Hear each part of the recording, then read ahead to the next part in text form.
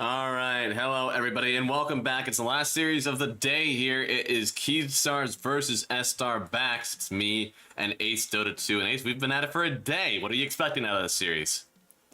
Another crazy series. Mad Kings versus Starbucks was other crazy series. Mad Kings went with the Huskar mid, but Starbucks, they knew it better. They defeated the Huskar mid. Yeah, no, they definitely came back for it, and we've only seen this Kaiser team battle it out one other time. We watched them play versus Kaiser and get that 2-0. So we not a kind of familiar team for us, but we've definitely seen a lot more of Keystars today. Yeah, I mean, this series is gonna be interesting. I don't think I favor any specific team on this matchup. Alone is playing very well. Alone is awesome, and I think we talked about this already. Definitely making a fan out of the both of us. And yeah, I mean, if S-Star Backs, they're able to survive the Huskar on 24 into the TA, by the way. Very difficult matchup. They're able to hold out that game. It was 29-13. They absolutely slapped Mad Kings around for that third game. And we'll see what they're able to do off of this draft here. So we'll transition into it. And already got some good bans on the way. See a Dawnbreaker get taken out in the first phase. We got a lot of fun heroes still left in. There's a Bristleback, there's a Grimstroke, Weaver. There's all sorts of fun stuff left in for Keystars. Both of these teams, they love the first pick CK, they love the first pick Weaver. I wonder if KJ is not thinking of not banning the Weaver and picking it instead. Let's see. Yeah, they do. Okay, so nice job for them here. Looks like in the previous series that S-Star Backs just played, looks like they didn't even contest with the Weaver, which is weird because I feel like I've seen a lot more games where yesterday they were taking it. Or no, sorry, they literally picked it twice. They first picked it both times in the first two games. But, yeah, they love this hero. Man. So we will keep picking up instead. What are some good answers you think to the Weaver on first pick? Because I know it's great versus the Brewmaster, but we've seen some teams trying to do like a Centaur at some point. Do you like Treant? Does that kind of fit the bill? Yeah, I like the Treant. You can always overgrow the Weaver. The Weaver does not buy a lot of dispels when it's a carry hero. So Starbucks, they need to make sure this Weaver is not allowed to play carry. It's a nice start. And we'll see what else gets taken out. They did take out the beautiful Lone Druid for FCR, so he doesn't get to play that one today, at least not in this series. We'll see if he gets a chance to for later. But right now, it does mean that, well, the Brewmaster is kind of open for him. If they ban out the Sven here, if they'd want... They've already taken out the Faceless Void. What angle do you think they like to go into the second phase of the draft? Open up with the offlaner, or maybe get a few supports to round out and try to take out that Train Protector? I mean, Vivocade, they can try to go for the Brewmaster. It might not be as good for a Starbucks because the threat of a Weaver carry is still there. It's not just the Train Protector that's going to just remove the Weaver from the carry position. So this looks like a contested hero for the second phase. Starbucks can ban it now. Let's see. They can always try to get rid of the Grimstroke. Prevent the combo with the Weaver. Which is very good. And other combos. Yeah. I mean, I think that's got to be the most potent one on the board right now. So they watched the last series. Yeah. Don't want FCR to have that dazzle. I mean, I wouldn't want them to have it either. Grimstroke's still in the pool. They go for the Skywrath Mage instead. Very good with the silence. Kind of denies the Phoenix pick if they wanted to do that, just slightly. I think still allows them to pick up the Grimstroke and even still the Brewmaster if that's what they want. Oh, but Clockwork down. They like their Clockwork. So they are setting up for the Weaver carry. All right. This is going to be a first for us, right? I think so. I think it's always got swapped to support with us. I think we saw it once yesterday where we got to see it carry, but not yet today so far. I really like this combo that they have, Clockwork and the AA. They played that last series, and well, I guess they really liked it because they go ahead with it again. This Pugna was still in pool, which almost makes me believe that that was just something that they thought was very good versus the goodness, I forget the Boom lineup. They thought that the Pugna was just so high priority for them, was good against whatever they wanted to do on Boom. Maybe they don't have a lot of tower defense that they draft or something. I'm not sure, but it was in the draft this time, and they didn't even want it. So I'm surprised they're ignoring it. I really like this opening. There's a lot of heroes that can just find the Trinity Protector on the trees and just kill it. Clockwork does that very easily. They probably need 4 staff on the sports as well, just to help with the Skyrat OT. They can always help on the overgrowth as well. It's gonna be 4 staffs all over for supports, honestly. You have the Atos you need to get people away from. You also have the Clockwork you need to get out of the cogs. So I think everybody here, we might actually have 4 staffs on supports in this game. Even the Weaver can get one with the Hurricane Pike if Constabulary feels the need. Ooh, okay. Ooh, Muerta carry, huh? Yeah, it looks like it. I mean, I don't think this is a Skywrath Mage mid, so really committing to it very early. Why do they want this into the Weaver matchup? Weaver is all physical damage, right? So the Muerta doesn't mind the physical damage that much. Has the silence as well. So has some ways to deal with the Weaver. I like it here. Okay. But they need some frontliners on this lineup for sure for Starbacks. Yeah, I mean, they don't have anyone that gets initiated on right now. They definitely can't go for the Brewmaster. They could go for this Centaur Warrunner. Again, still in full. We've seen people really like that pick. Tidehunter as well to provide some Roche potential. Both Centaur and the Tidehunter are fine. They're gonna save for the last pick. Okay. Hey, I love seeing Alone on this Earth Spirit. We've also seen the Earth Spirit have some pretty rough matchups today. And I think most of that was at the hand of the Dazzle. And also once at the hand of a Zeus. Now, do Keydstars want to go back in for the Zeus on this one? I feel like their lineup is a little bit squishy if they go for that again. But it is good into the Muerta.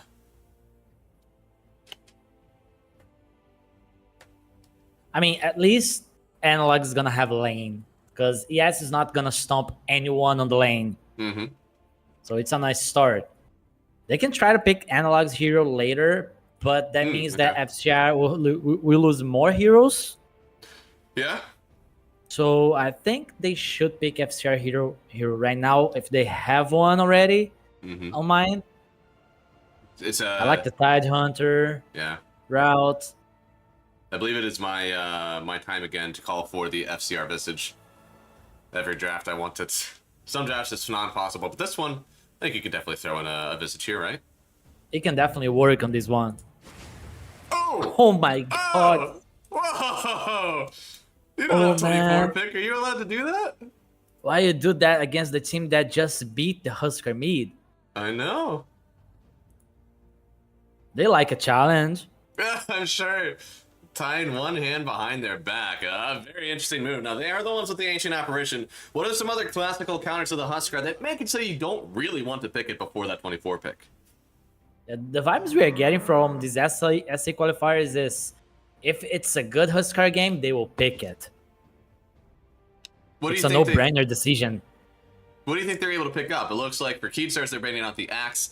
Is there a potential Viper? Because I know the Break can be pretty hard versus the Huskar sometimes. What other hero are they going to look to try to counter out this Huskar with on S-Star backs? Problem is, they have to pick an offlane hero to do that.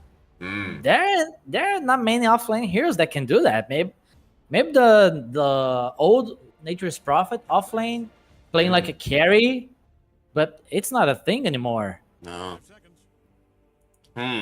Maybe the Legion Commander, something like this. Legion Commander could go very well with Skywrath. I could see that for sure. Even very good versus the Weaver. I mean, you would want it versus basically the both of them. However, Legion Commander is almost an impossible matchup to play into the Clockwork. The hookshot can be really detrimental. You also section people off with those cogs. It's just such a difficult matchup to play. So they're removing the Brewmaster and the Centaur. Let's just hope Vivocade has one hero for the boy to play that is not like tier 3. Yeah. I still like your Tide Call. I honestly could see either team still going for the Tide Call. Yeah, it's just solid. They like to play the DK as well. Mm, I think the DK is nice because now you have damage. You have a follow for your blink stun. yeah. Always you can count on the blast from AA. It's not great, but it's something to work with on the first 20 minutes.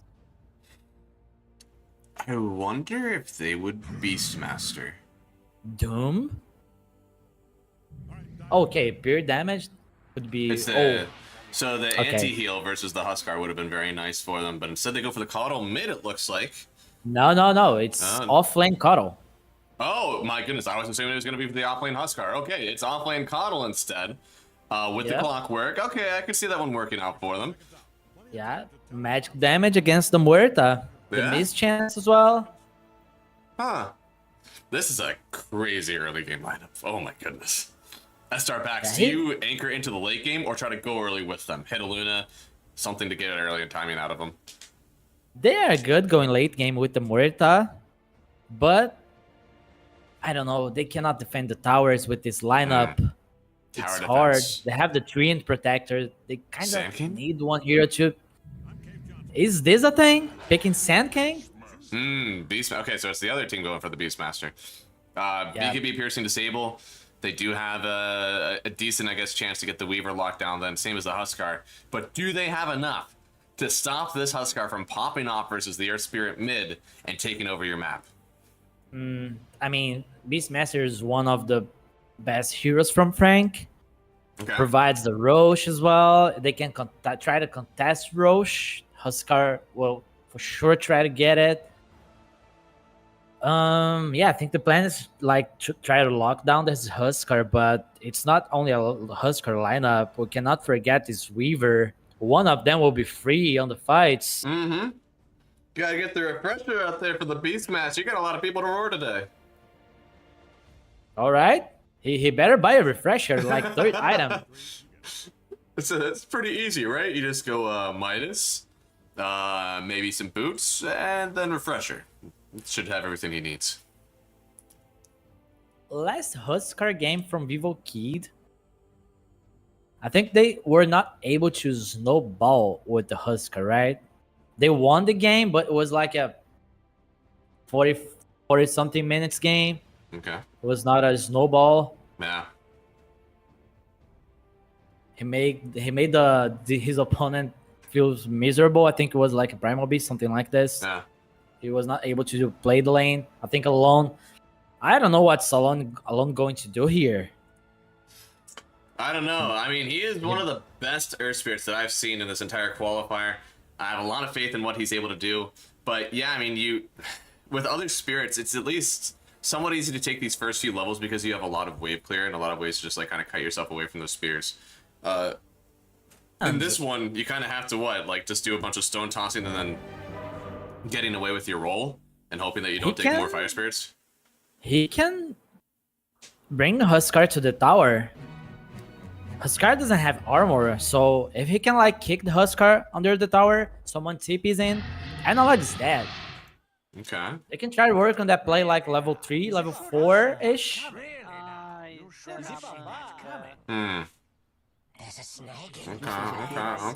We'll see if he has a lane to play. He didn't have a lane to play versus the Zeus, so you've gotta hope that he can, or I guess it wasn't him.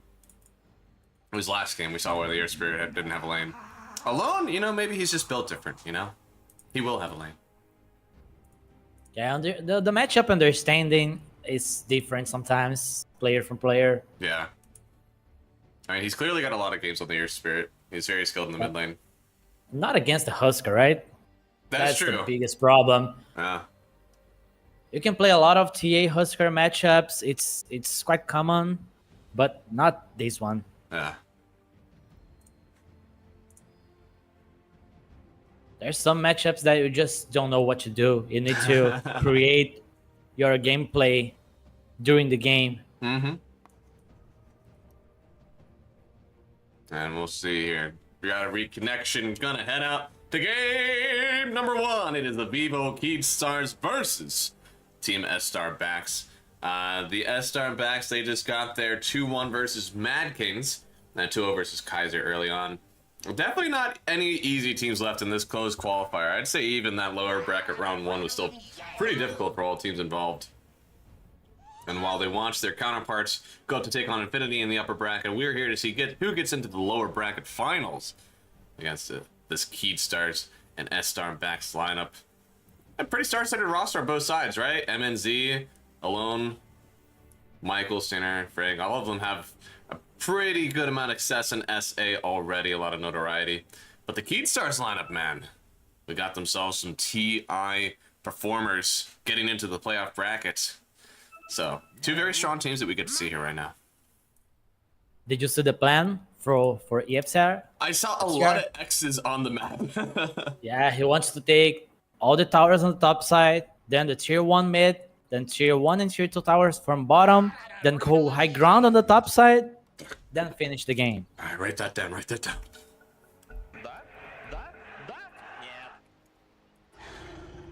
So let's go. Any smokes? A smoke early in the base.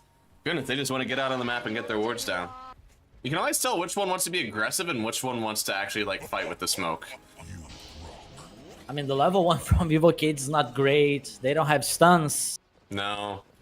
And honestly, there's only one thing that you can really do to ruin your game, and it's try to take an early fight and accidentally get your Huskar killed. Oh, accidentally clicked on the board. What do you mean accidentally? That's 1 CS for Costabile. 12 XP. All right. How many? 12 XP. 12. Everyone got 12 XP. I mean, That could be detrimental. I think that's 5% the way to level 1 or to level 2. Oh, KJ, chill. What are you doing? Whoa, buddy. It's not your base. Was he trying to, like, fake a word placement? I don't know. Maybe. Look at the wards from Starbucks. They got 2 already on the jungle. You can't. Oh man. So in my casting controls, I'm not able to go to portrait mode. Oh no. I can't press I because I is on my I think it's Bivax, yeah. Oh, looks like they'll get the hawk kill. Very cool, but Kasale, Oh, no. he's dead. Oh yeah, he is very, very dead. He doesn't have anything for another 3 seconds. I think there was 2 blood grenades right on top of him here. So first blood going to Michael. They tried to save him, but it was just too little too late. However, KJ does have 3 CS as we start this game. That would be way better if the first blood went to the Beastmaster just to give him more money to get to the KJ, to the Helm of Dom. Okay. He won't go down, but they definitely force him back. He's got to consider whether or not he's running back to base or not, because Just TP. yeah. Just TP, man. Is he walking? Oh no. He might die. Well, I mean, so far it means that they're not really playing anywhere else, right?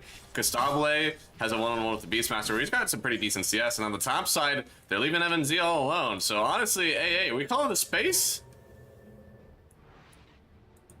He TP'd on the lane. He kind of made them waste resources. Yeah. But that means Murta only got 1 CS. Yeah, that's pretty huge. Oh, the range creep. Nice catch by Stinger. But there are 2. Boy, I'm trying to check out the mid lane here. Looks like Alone has gotten some CS. It's not too bad for him. It's actually very good. Yeah, right? I mean, there's only 2 CS down. He's even got some denies. That's pretty important. He'd be level 3 right now. He'd be eating another level of spears. He didn't get every one of those denies. Hear me out. I think Alon will try to kick Analog under the tower. Okay. I think that's his plan. But Analog should know that play already. True. Which is, do you think that's why he's... Oh, no. Yeah, he's holding a point, isn't he?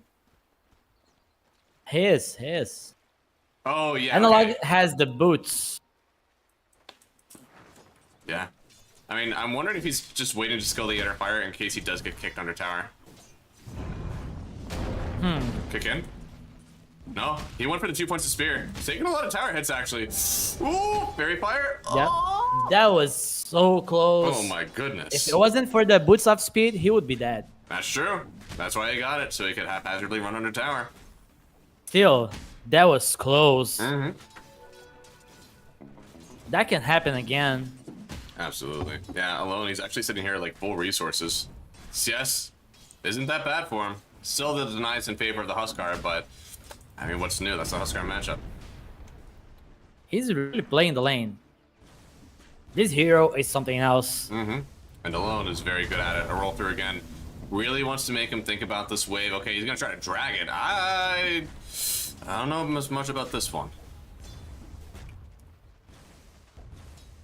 All right. He's going for the bounty rune, I think. Mm-hmm. So he's dipping out of this one. He might create a big level disadvantage for himself. He did hit level 4, so it's not gonna be too bad, but Analog's gonna get a few waves here, gonna deal all these denies. Yeah. All Not Analog nice one. has to do is to keep the wave on his high ground, so there's no kick threat under the tower. Yeah.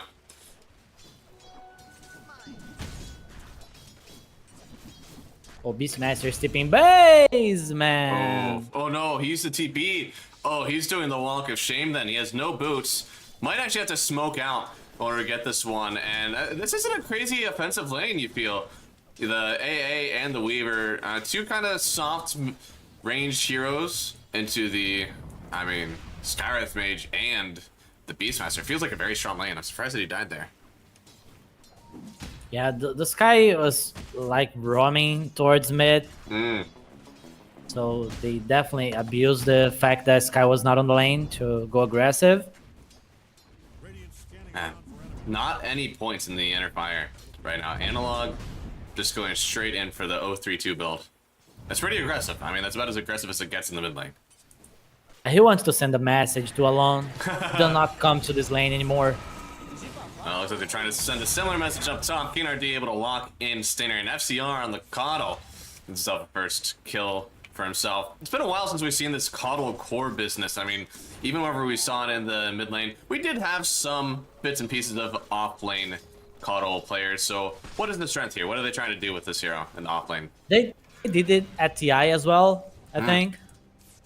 They just like the hero. He's not enabling anyone in specific here. Maybe the Weaver with a lot of Shikuchis. It's just, I don't have a hero to play anymore thing. Speaking of not having a hero to play here, the Ogre Smasher connecting onto the Tree and Protector. And looks like They tried to kill the Reaver. Yeah, I mean, Michael's honestly taking a lot of creeps. If he plays his cards right on Kasabla, he could go up and try to get that kill again, but looks like they will not aggress too far. Where's the lone going now? Again? Trying for it once more, kicks him back on Weaver, but he doesn't have a silence yet, so it feels like he's just using a lot of time to be down here and not get anything done. Not like this. Blood grenade on Stainer. Maybe he's gone too far. KNRD is down. They have a deep ward here that should have seen it, but he's gonna get de-warded, and they're gonna get the kill. I mean, that is very, very good for them. Look at Alone, man. Oh my. Oh, the Cribs. Oh, the creeps, they're kind of ratting him out, yeah. Gets a roll through, connects on KNRD. Clockwork could go down here, gets the cogs through, but Alone should be able to connect on this kill. He just needs a little bit more damage. Roll through soon. Oh, but the battery's out. Is it actually too much? He tries to roll away, but the Weaver not able to stop the roll. Looks like they may turn on Michael, but hey, you gotta get to the creeps eventually. You can't keep fighting like this forever. Okay, Alone is playing like position 4. Earth Spirit. Yeah. We know that it's plus 2 on his name, after his name, but it's not what it feels like at the moment. Not. It's not at all. He's showing off his Pox 4 skills. Get you a guy that can do it all. Look at Analog trying to do some shenanigans to deal more damage to the tower. He's holding the point again, but certainly you take the life break point at this point, right? He's gonna tank the tower. Yeah. Oh, he's denying the catapult? Interesting. Okay. And maybe he actually could have gotten a point of Berserker's Blood and just tanked it. Feels like he doesn't want to take the tower now. So no one is able to sit mid. Yo, Stinger, I think you're dead, my friend. He is trapped in a peculiar position here. That looks like King RD. They will get the kill, and now Alone rolling in once more. He's trying to get a kill on King RD, but man, he is thick. They'll turn back onto the Earth Spirit, but he's got to roll soon, so he should be fine. They even bring in SCR. My goodness, the boys are back in town. They get a nice blast. Pink's out Beastmaster, so it's a 2-for-2 trade. Alone will have his 6. He'll have it before Beastmaster. Oh no. I mean, both the Beast and the Air Spirit seem to be struggling a little bit with the farm. Beastmaster not as much, but definitely the Air Spirit. If Huskar's continuing at this place, he's going to be basically unmatched. And still holding a point. Doesn't even know if he wants that Inner Fire, Life Break, or even another point in his Berserker's Blood as well. He's saving it for the moment. Mm-hmm. It's very close to the armlet. Yeah. And I mean, we haven't earned but no charges on Alone. So, I mean, the item's good, but gotta get some charges in here so you can actually be a threat to the Huskar. Ooh, FCR from downtown gets taken out by MNZ with that dead shot. Very well done. That was some sniper thing. Mm-hmm. Ooh, Alone is Are here. they going? In classic Earth Spirit fashion, he is out here, man. Way far away from his mid tower, and King RD surely will fall for this one. They'll refresh the Magnetize, and Alone, he picks up that kill. Desperately needed, and again, needs those Urn of Shadow charges. So, really well done, gets himself the +2, and maybe they can make a rotation into the mid lane now. Yeah, that's what he has to do, because Huskar is a static hero. Mm-hmm. No rotations for the Huskar. OKJ killed Alone's courier. Oh, what was on the courier? Only TP. Oh, okay. I mean, dude, this March has actually been farming pretty well. Gonna have this Maelstrom pretty soon. Didn't opt in for the Falcon Blade on this one. Probably just a really good lane. It didn't feel like they needed it. On the other side, though, did get the Falcon Blade of Kasabale. He's going right in for this Dragonlance. Again, Dragonlance stuff, so it seems to be the new Weaver build. Very aggressive build. Able to be on the map quickly and able to threaten Roshan with a team like this one. Having a Huskar with you, Roshan's gonna go down fast.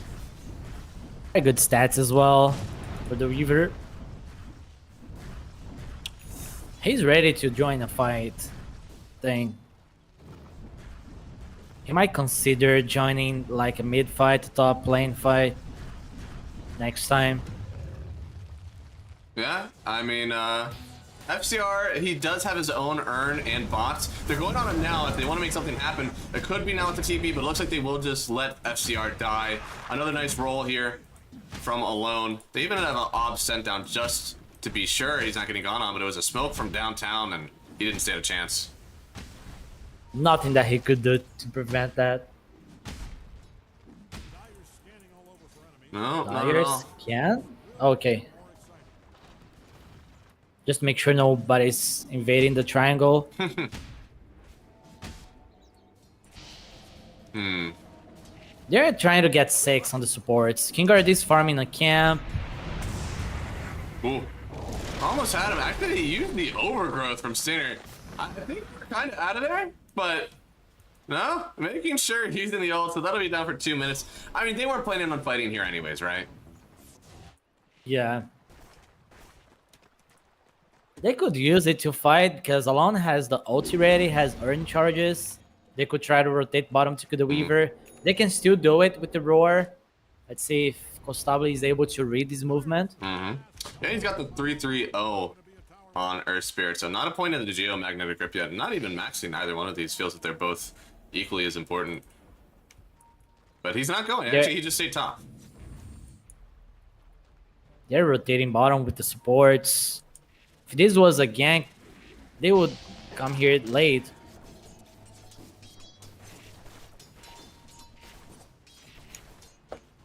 Man. After a pretty high octane early game here, looks like we'll get a little bit of action now. Ice Blast with the hook shot from King RD. Talked about it last game. These heroes are pretty much perfectly in sync. Both 1 minute cooldowns on their ultimates, so they can go ahead and set the timer 1 minute and do it again pretty soon. They definitely will. They can even try to take this bottom tower if they want to. Yeah, Analog's potentially. just farming BKB. He doesn't want to join any fights, it seems. Yeah, and Alone on the other side, he's still getting his blade mail, so I mean, once this BKB comes out for Huskar, it's really hard, really hard once he gets to the spell in order to kill him. Do they really need to wait for that timing? Do you think they could kind of follow behind the Huskar and get some more done while he still has this armlet? I can't wait for the BKB because there is no physical damage coming from the Starbucks. Okay. Only when Morta gets like Silver Edge, they'll have some physical damage, so Okay. they can just wait. They're not in a rush.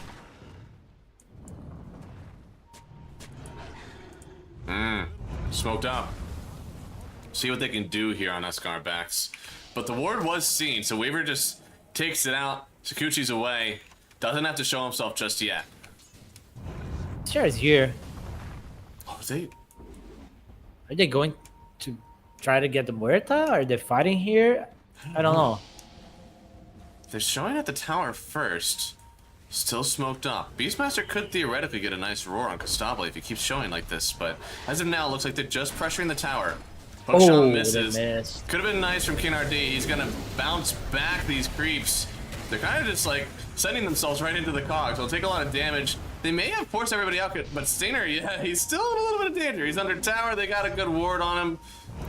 It looks like they may reinitiate here. Dump through. Costable. Still no silence on the Earth Spirit, so safe for now. But roar up, but this is what they want. Getting in with the even Muertes build, but it's not to lock him down. They finally get the lock in after he uses time lapse, so they'll get the kill on the Weaver. But they even get the kill on the support and the Coddle. So a really favorable fight actually for SR backs. They only traded out this Beastmaster, and honestly, they just need to make something happen on the map, so I'm pretty happy for them. Yeah, it felt like they would be able to win the fight on Vivo Kid because the combo did a lot of damage, but securing the Weaver kill and even getting the Coddle kill, it must feel good for Starbacks. And you saw the tip from Alon on the Analog. Analog's just farming. He doesn't care. He's just trying to get his BKB. Oh yeah, yeah. He was roared and he was overgrowth on the Weaver, so. A lot of damage taken. Yeah, Analog is very close to the BKB. They do now have a net worth lead on SR backs, so they're by no means helpless. But they will have to start focusing those spells onto the Huskar once he's done farming, I believe. He wants to go Roche.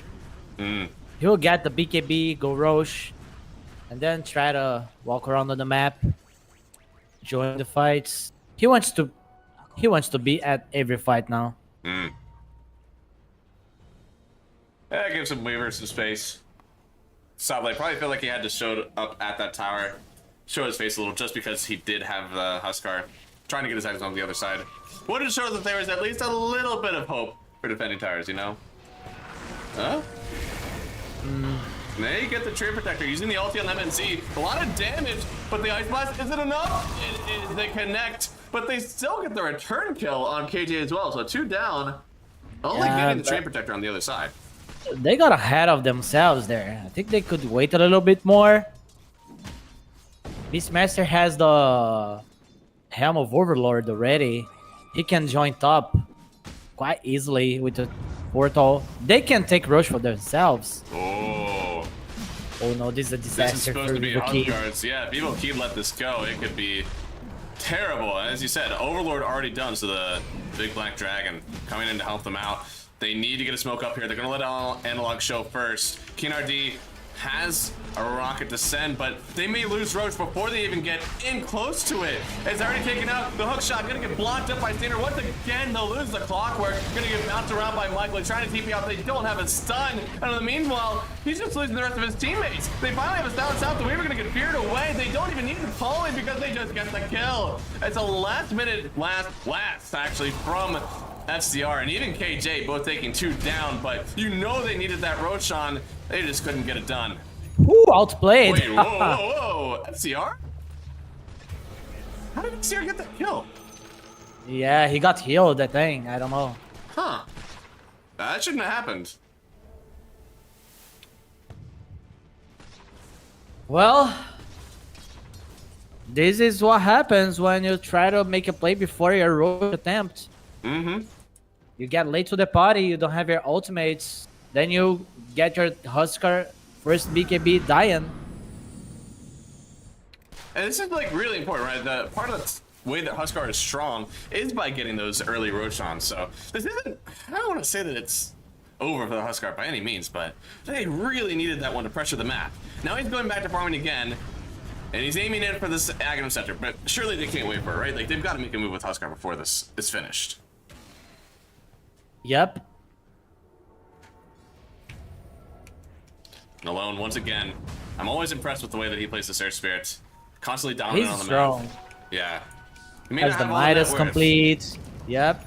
but he's got it, yeah. Poor AA. Likely to go down here. Michael doesn't even need to use the Mystic Flare. We'll just take down this very soft support.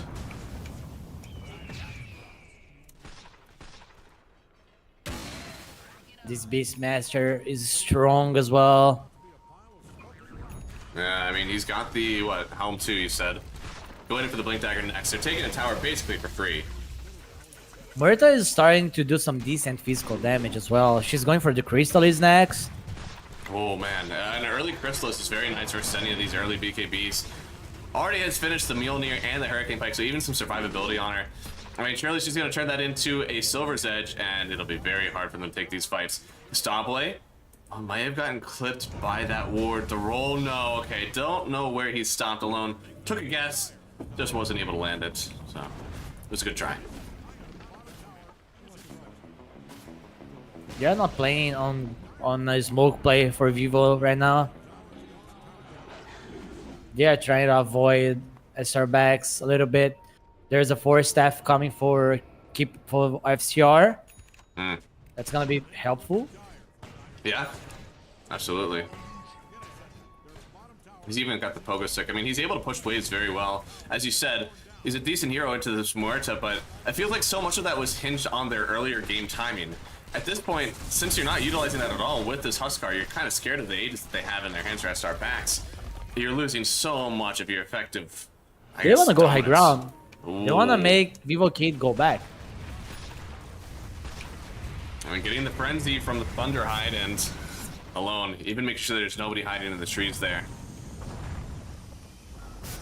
Now they want to kill the Tormentor. Any last blast from Coddle to try to take that out? Ooh! Actually connected a little bit. They can take down the Beastmaster here. I don't know if they have the save. 4-staff. Oh, he just barely gets out of it. Oh my goodness, he's alive. Oh, if it was for like 3 seconds more, he would be dead. Alright, Vivo Kid at least is getting some trades. Starbucks starting to dominate the map a little bit more, but Vivo Kids, they are getting the trades. Yeah, I mean, they traded not losing their high ground for just a few blasts, which isn't the worst thing in the world, but they really need to make something happen as soon as this Aegis is down. I can kind of understand not wanting to fight head-on into 2 lines on the Muerta, but it's getting a little bit weird for me, right? They need to win one fight, show that they can still be dominant on the map, and then I'm okay. I just need to see it happen once.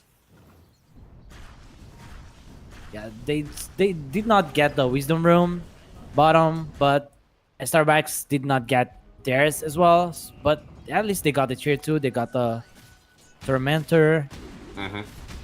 But they lost some map. Yeah, just a little bit. Starbucks, they really need to keep the pressure. Absolutely. They need to go bottom right now. You got the Huskar on the ropes, farming down bot on KNRD. He'll be the first one they see, if they see him. Yeah, they will. Looks like they want to go on him as well. Mystic player down, and Clockwork, he gets kicked into oblivion. And goes down. Michael, the one. I'll pick up that kill with Alone. I mean, he's going for the Aghanim Scepter. You could tell last game, because we literally just saw this in the last series, he provides so much vision with this Aghanim Scepter. It's almost all the vision that they need on the map, just because of that stupid rocket flare thing. I don't even know if the rest of the Ags is that important. It's just that they're giving all those AoE rocket flares so much vision. It is very good. It is definitely very good. It makes it easier as well for KJ to land the Ice Blast. That's also true. Murta needs to connect with the team. Yeah, thankfully she's in a really safe spot of the map, so it's not like she's in danger necessarily, but yeah, I mean, they can definitely, as you said, make some work on the map. They don't have to be done yet. They have Deso finish on the Weaver finally, but still no BKB. And on the other side, the Huskar actually going in for the Halberd. But with BKB coming on MNZ, I don't want to say that it's too late, but there won't be a whole lot of effective time where this Halberd is kind of uncontested. Yeah, this is going to be a really good halberd game. The miss chance is also nice. The evasion, Yeah. not only the disarm, but I'm pretty sure Evokid not that happy with the state of the game. Yeah, I mean, obviously they'd be a little bit happier had they gotten the Roshan and been the ones that are aggressive on the map. Yeah. But now, yeah, I mean, they aren't getting their bases pushed in. I think Analog actually just completed, this Halberd coming out. So, I hope they make a move with it. He's going to clear this mid-wave. FCR has the Force Staff behind him and going in for the Octarine Core. And we got some Force Staffs on one support coming on the other one. We have Axe completed on the Clockworks. This is a pretty decent timing for them. I'm excited to see if they make something happen. Looks like they're smoking into the jungle, but who is the big fish? So if you're Vivo Keyed, who are you really Whoever hoping to shows. catch? Just whoever shows. I need to kill someone, and hope please. he doesn't have a buyback. Okay. They're going all the way behind the tower, which, by the way, they still don't have this tier 1, which makes these smokes a lot harder to do, right? They're not able to start closer in on the map, so this is a mid-game smoke that's for a top tier 1 tower. It doesn't feel great, but it's something. Tower is important pickup because next Roche, it's going to respawn top. Mm-hmm. So they really need to control this area. And they're even going a little bit further. Samble. They might lose bottom tower. Oh, are they? Yeah, they might lose the bottom tier 2 tower if they want to stick to this top area. Yeah, they got the boys coming down, and they also have Stinger who could get... Yeah, he's got 4 points in living armor, so as you start to siege this tower... Oh, never mind. They are taking it very fast. Is nobody really going to try to contest this? For free? Tower for free? Kind of for free. It's like the Murta farming the BKB as well. MNZ does not want to join any fights before this item. Oh, And it's a long respawn on the Roche. Oh. That's very good for Starbucks. Yeah, I mean, everybody was up and ready to take it here on Vivo Keyed. They had some really nice item timings, but I think Kasali will still be getting this crit stick very soon, and FCR potentially able to complete this Octarine Core, so they'll have their own item timings that they're working with. I do agree, though. The BKB being finished on MMZ is terrifying for the rest of Vivo now. Now they can fight, and Frank, he took the mid tower with the crib. Wow.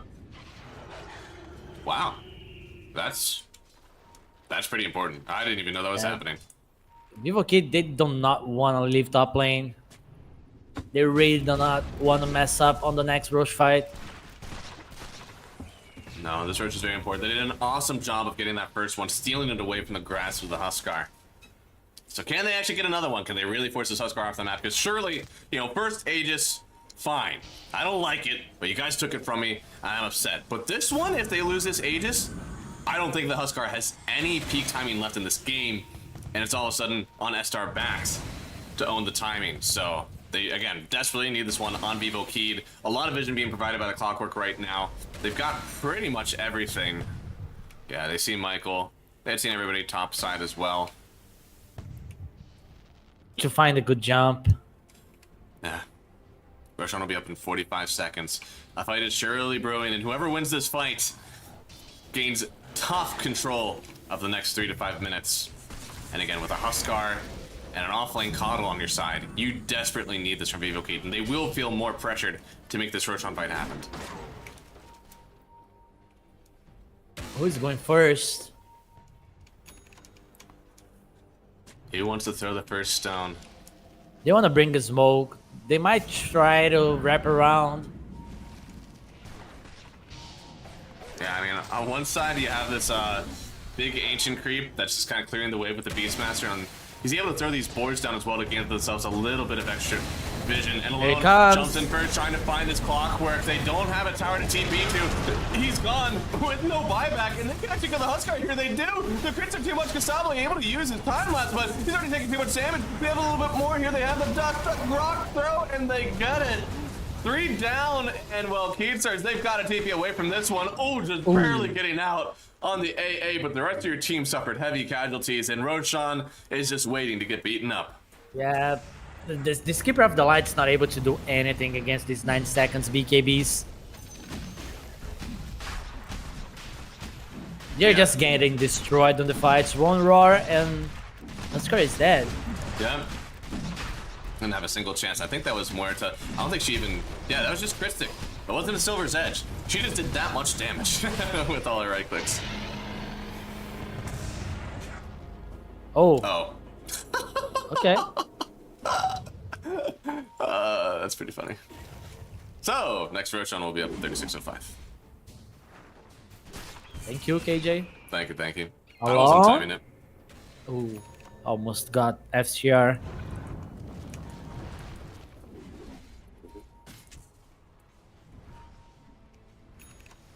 They will see Stinger on top Ooh. lane. Yeah, potential kill here. Kinger D. Ooh, Dust doesn't connect. He is going to be very, very happy once he gets this, I think it's a 20 talents for True Sight.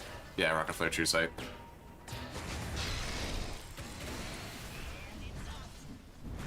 Yeah, I don't know.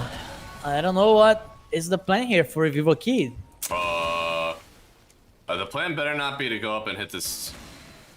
Where are they going? Oh my goodness. Analog could get found here. Stinger sees everything, and there's not a single player in sight. Gonna drop another sentry down. Oh, they're getting on the... Oh, they're going. Yeah, I mean, they roll through Analog, bomb with the BKB here, trying to go back on MNZ. He'll get the disarm, but he also gets roared up. Can he actually survive through this one? He goes over to a boar, and MNZ. Was that 2 hits? I have to say, this Huskar is done. It's done, yeah. I mean, his game is over. The rest of the team is going to have to try to pick up the pieces because they just never had a timing. First, Aegis going down, really shot his game in the foot. Second, Roshan going down, I just torched it. We get it that he was trying to farm BKB before joining fights, but I think he should try to at least do something before the item. Yeah, no, you can't take that Alone long. just destroy them. Yeah. Alone, again, definitely making a fan out of me. Playing a fantastic game. Has now gotten to 3rd net worth, well over the Huskar for sure. And with a counter matchup like that, I mean, they didn't even really counter pick him that hard. They picked Beastmaster in a completely different lane. I mean, they got the exact matchup that they wanted in mid and still just could not run the map with it. And it's a critical error. So Stabili is gonna solo kill the Tormentor. Not sure if that changes anything. Ooh, okay. Damage is heal? He might need like Satanic. They gotta try to out sustain Starbacks somehow. Yeah, they're just getting mulched by this Muerta, right? Most of the issue. Oh, is Michael dead? Oh, Frank no. ate the cheese. Oh, and then the board. It took the This is the shot. fight. Hey, yeah, they're trying to make something happen here. Frank will go down, looks like, to the fire, but Analog can't stand up to MNZ right now. A nice ice blast. Maybe they can actually get the kill on the Muerta here, but it's only going to be the first life, and meanwhile, they lose the only life on Analog. FCR will get the first kill, but Alone ready to go in and make some magic happen for his team because if this Muerta respawns, they may be going high ground. This should be a fight for Vivo Kid. The Roar was on the support. The Weaver was able to use the ultimate.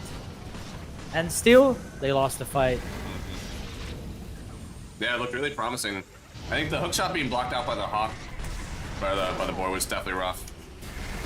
And also, them not being able to kill that Skywrath mage off of just the rocket flares. They had to kind of commit a little bit more than they wanted to. If that Ice Blast had come just a little bit sooner, though, to cancel out that ulti of the Muerta, it would have been beautiful. They need a team fight tool. FCR is trying to get his Aghanims to help a little bit. Yeah.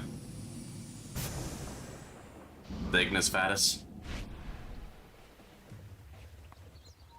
They could try to like burst the Beastmaster before the Roar, but it's not easy to find him. He has Dagger, Yeah. so he's always on point. At this point, yeah, the lockdown is important, but the damage that Muerta is doing during that lockdown is what really feels like it's an issue. But how do they focus down this Muerta? It feels like her game has been quite good, and nobody's really challenged her yet. They can't. If they try to get the Muerta, they will feed everyone. Because there will be the roar on the hero that's killing the Muerta. They're done. Oh my goodness. Gustavo feels like he's in a lot of danger. Had to get the hookshot away alone. Stops, stares, and rolls. Gets right on top of KNRD. He's gonna pop the overcharge, but he still will fall. The Mystic Flare is way too much to handle. They get themselves another kill. And this Clockwork has just been trying to make space on the map, but unfortunately has made space 11 times so far in this game. Having a hard time. I think teams gotta start banning these Earth Spirit from alone. Mm-hmm. I mean, that's what impressed us Alone? the most yesterday, was his Earth This is Spirit the performance. second game in a row alone will win against the Husker mid. Mm-hmm. It's crazy. MNZ. Looks like they'll probably challenge the high ground here.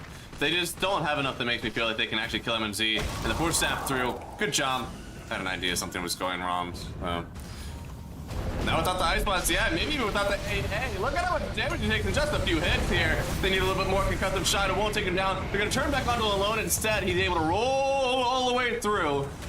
And although they use a good amount to defend, they will have a high ground to hold. Costabile went all in on damage with the Daedalus. Mm. They really need Satanic, I think.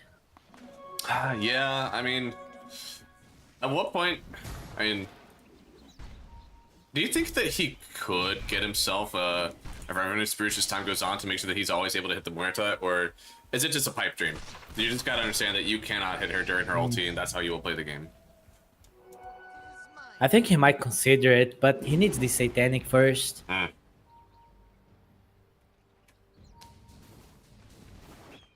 Big Yeah. problem is your Husker is useless.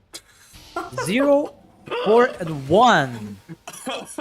He's completely useless. Oh my goodness. I think it got to a point that it's not even worth it to use spells on him.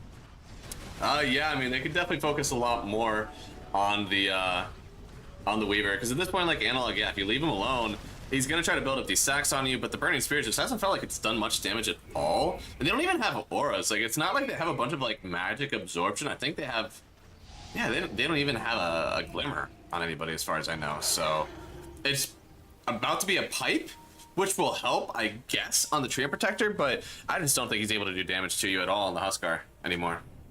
Yeah, the pipe here is to protect the wave when you go high ground, so the Keeper of the Light cannot burst it. Okay.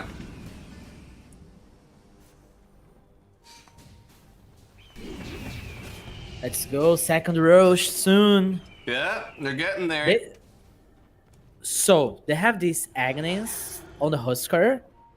They can try with a smoke play and a hookshot play to get out some important core. King RD is gonna feed now. Don't look. No. No, he wouldn't do that.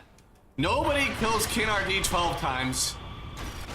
See? Oh, Oh. oh, Oh. okay. Well, nobody kills King That RD was funny. 13 times. He'll get him next time. Long respawn again on the Roche. I know what you're doing, Nasprod. Yeah? Is it Keepstars fan? Yeah, maybe. I mean, that's what I assume, at least. This long respawn will favor Keepstars, just so they can get their next item timings and hopefully put up a good fight. I mean, look at what they have. They have all these rocket flares. They have Ice Blast. Even the Will-O-Wisp. Oh, no. Nope. They have Dagons. Okay. Well, still. Should be a pretty good fight, right? For Vivo Key to take around the Roshan pit. It just hasn't worked out for them yet. I don't know. Fighting on that area, it's just obvious. The way Vivo Kid can fight is just obvious for Starbacks. It's hard to find the backline. It's hard to find the Muerta. They need to surprise the Starbacks. Look at Weaver and Huskar on the mid lane. Mm-hmm. Yeah, just barely showed there in the mid lane on Costabile. I kind of gave it away. And it looks like they will just back out after some light contention. But for the rest of the team, they know that the Roshan isn't up quite yet, so MNZ is going to keep on farming it up here. Got a tier 4 token. I wonder if they got anything good. There's Shivas on the lawn. Damn, man. He Oh. is farmed. Oh, mid lane. Alone. Oh my goodness. Twists around. Now he did get Ice Blast, and now, well, with the He's back dead. maybe they could kill him here. Digging does a lot of damage. They hit the clockwork, but they roar up Huskar now in the midst of the cogs. He will fall. They trade mid laner for mid laner, but for Keystars, maybe that's favorable. Yeah, I think they'll take that. You trade their useless Huskar for the Earth Spirit. That's amazing. Yeah, no. Stonks for sure. And unfortunately, though, looks like they're trying to push high ground a little bit right now on SR backs with a 3v4. They'll have to use Glyph. Yeah. Pipe is on cooldown, right? Hmm. Yeah, it is. MNZ gonna keep on walking up here. Ice Blast. Plus the last blast from Qualifier here. They won't connect. And MNZ gets out just in time. And with that, Yeah, no. they're under rush. Yeah, now it's Roche time. King RD's already pushing bottom lane with the rockets. Look at the ward positioning from Starbucks. Man, One in the triangle, one in the jungle, one on the lane bottom, they one wanna on. know. Oh my Yeah, lord. they have a lot of vision. They want to know when anybody is trying to get some creeps, and looks like they will use the Muerta ulti for Roshan. It's just elite. Take it down. Doesn't matter what armor Roshan has at the time. He'll still fall to that. Castabile wanted to make something happen to mid lane. Really wants to get this tier 2, but fortification used. He won't get it just yet. He's buying the Lincolns, so he can just BKB and try to kill someone during BKB. Yeah. Yeah, I mean, no more roar would be pretty nice for him. However, he did lose his courier, so he has to go back to basic once he grabbed that recipe. Unless, I don't know, yeah, I don't think courier died with recipe on it.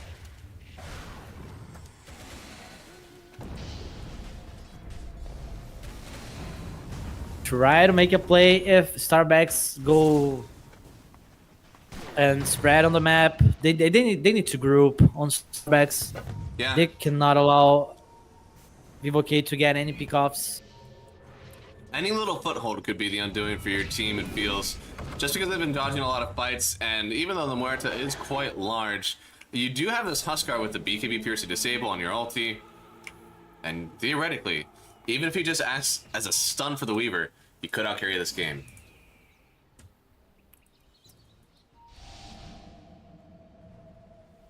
They really need the team fight. They're trying to get two scythe of vices, one on the Keeper of the Light, one of the Ancient Apparition. They really need this. I mean, SCR will probably be able to get his. Oh, That's Costabile. Oh, Lincoln's popped. Couldn't get the roll through.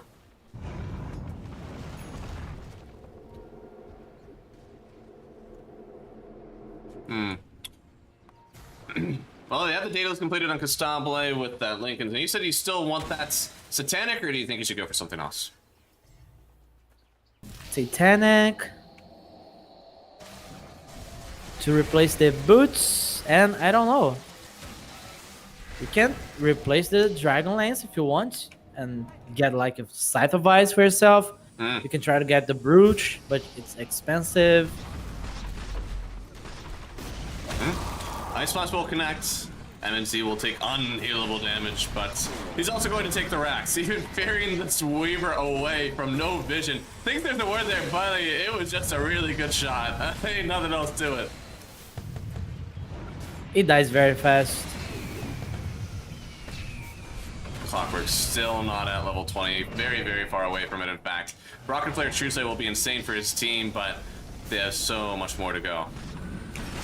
Oh, hookshot. Maybe they're going to send him back. No, wanted to send him, I believe, but instead they'll just push him even further into the void. Disarmed still, thanks to that Heaven's Halberd, and MNZ actually lost a lot of his big chunk timing. However, trying to jump back in on the Huskar. Ice Blast will hit, but the Huskar, maybe he falls here. Through the BKB, they get the kill. Weaver, has he opened up his game, or will they turn this back on him on S-Star Backs? They're going to buy back on Alone, who did die at the beginning of the engagement, but for the rest of the team, they're just taking racks. One more gone, only one less standing in between S-Star Backs and megacreeps. And the itemization from Starbucks is amazing. They have loaders on the sky, they have force staff, they have the pipe. It's very easy for MNZ to play the fights. He didn't even use the BKB. Wow. That's actually crazy that they could force that one out. I mean, he's got the Aegis on him too, so man. He's able to just do what he wants. I mean, they got these racks. I can't believe that they didn't even force out a BKB before they lost the second racks. I mean, do they think they can go high ground in the mid lane as well? They've got a DD. Aegis still for a minute. Can they take Megas here? I think they should. Next plan for Costabile should be like Divine Rapier, something like this. I'd agree. We have well surpassed items that make your game feel a little bit happier. You're going into how on earth do I 1v5 this game? Huskar getting sent back. Still has that Aghanim Scepter, but hasn't really been able to lock MNZ up.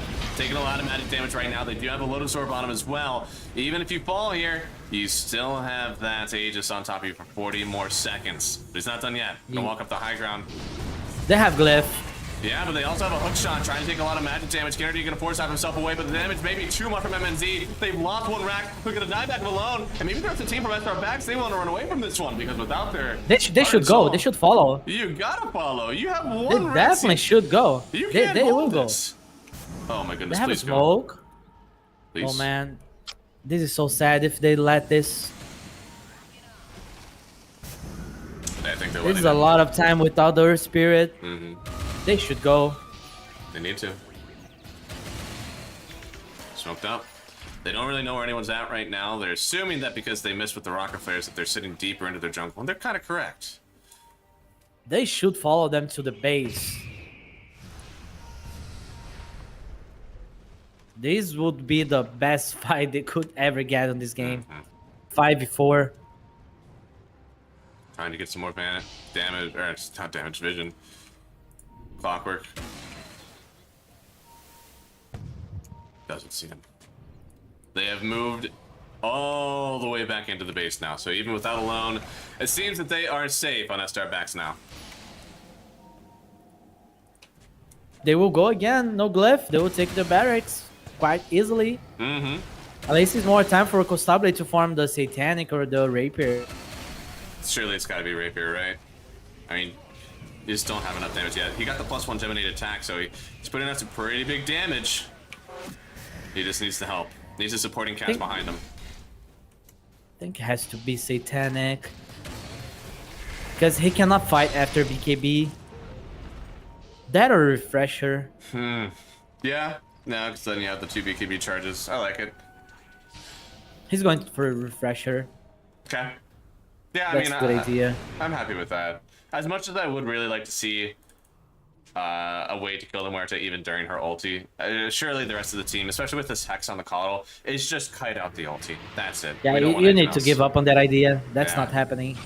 You just can't. The pipe dream. Now, they do have a few eyes. Ooh, is he being recalled? Oh, he's nice. He's fine, he's fine. They get him out. Way to go from FCR. Reminds me of playing some Lethal Company. Alright, so they have one Scythe of Vice on the Ancient Apparition. They have Ethereal Blade and Dagon 4 on the Keeper of the Light. They should try to make us a wraparound smoke and try to burst this Muerta with the Scythe of Vice. There is no saves on Starbacks, no Aghanims on Earth Spirit yet. I think that's the only way they win a fight, to be honest. Yeah, but they don't have vision of the Muerta. He doesn't even have, I would have assumed there was like a ninja gear or something, because it feels like every time there are these rockets coming out, MNZ is smoked. And once again, MNZ is smoked behind all these illusions. They got a pretty good idea that a smoke has happened, but they still don't know exactly where to smoke just yet. We really need to try to burst MNZ right now. But Starbacks, they don't need to go. They can wait for the Roche. Why not? True. Get the Aegis on the Muerta. Yeah, I mean, And then you go. how do you kill him twice? I don't know. You suicide your first life, you get the Megas, Yeah. then you fight.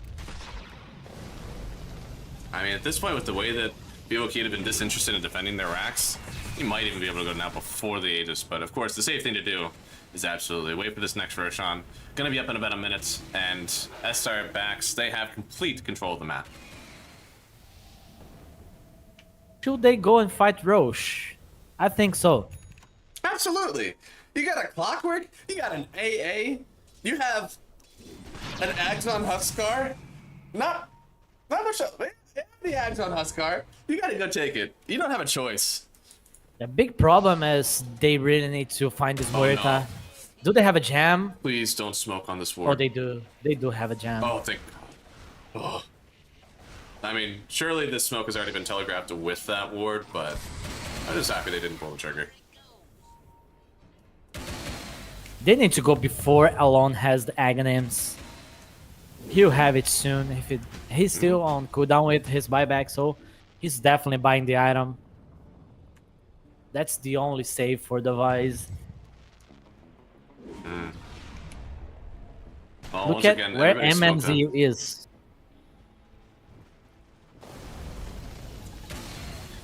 Oh, where is MNZ?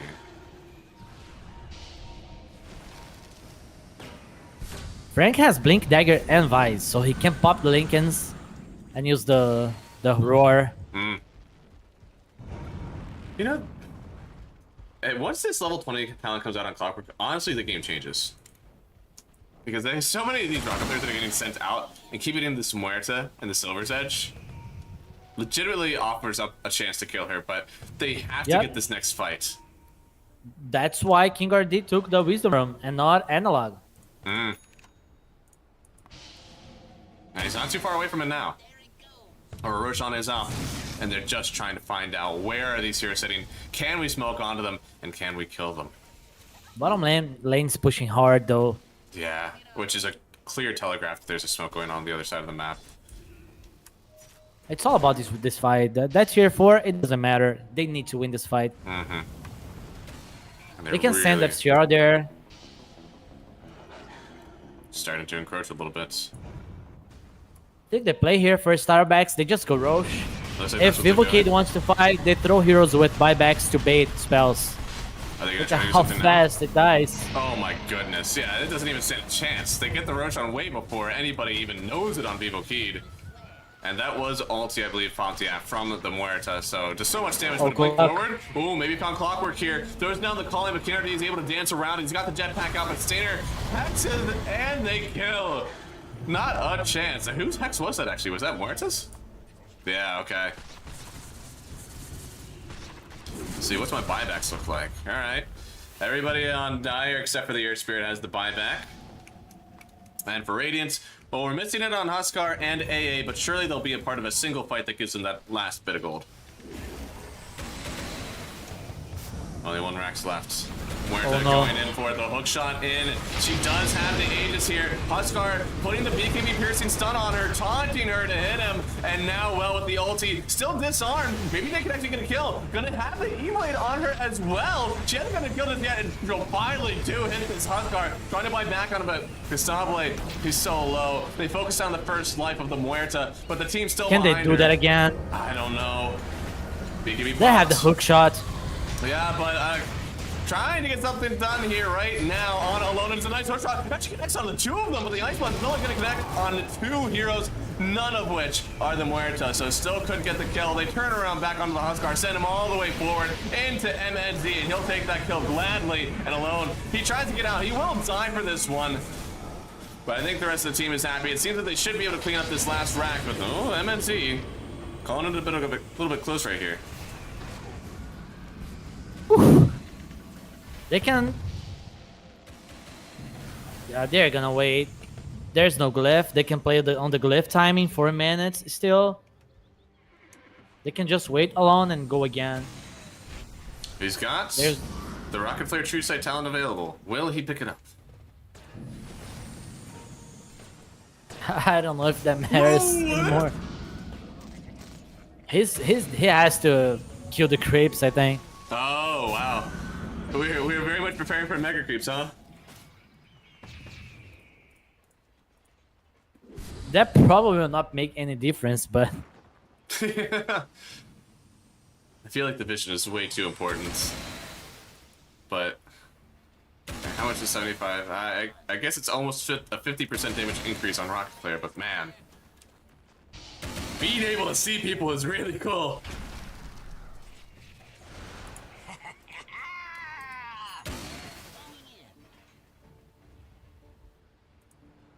We've got ourselves game number 1 here, by the way.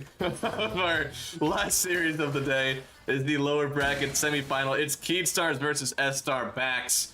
S-Star Backs have made a pretty big run through the lower bracket. They basically started here after losing 1 to Sakazes, which is currently in the upper bracket final with Infinity right now.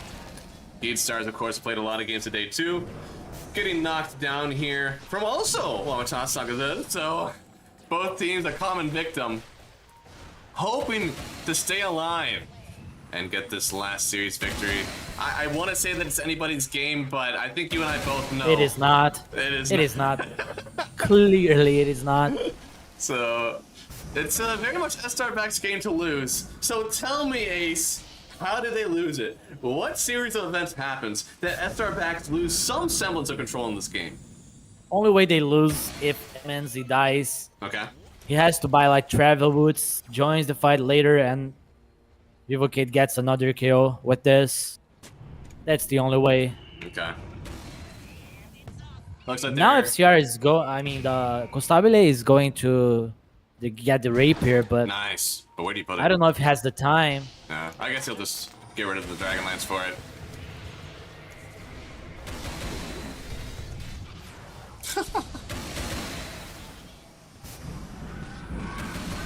Do you think they regret the Huskar pick? Or do you think they just regretted how they played with it? The way they played with the Huskar. Okay. The way they fought on the first Roche as well. Yeah. Going for a play before the Roche starts. That was... I don't know. It was safe. Too safe. Too safe. Dota 2 is sometimes a weird game of taking risks.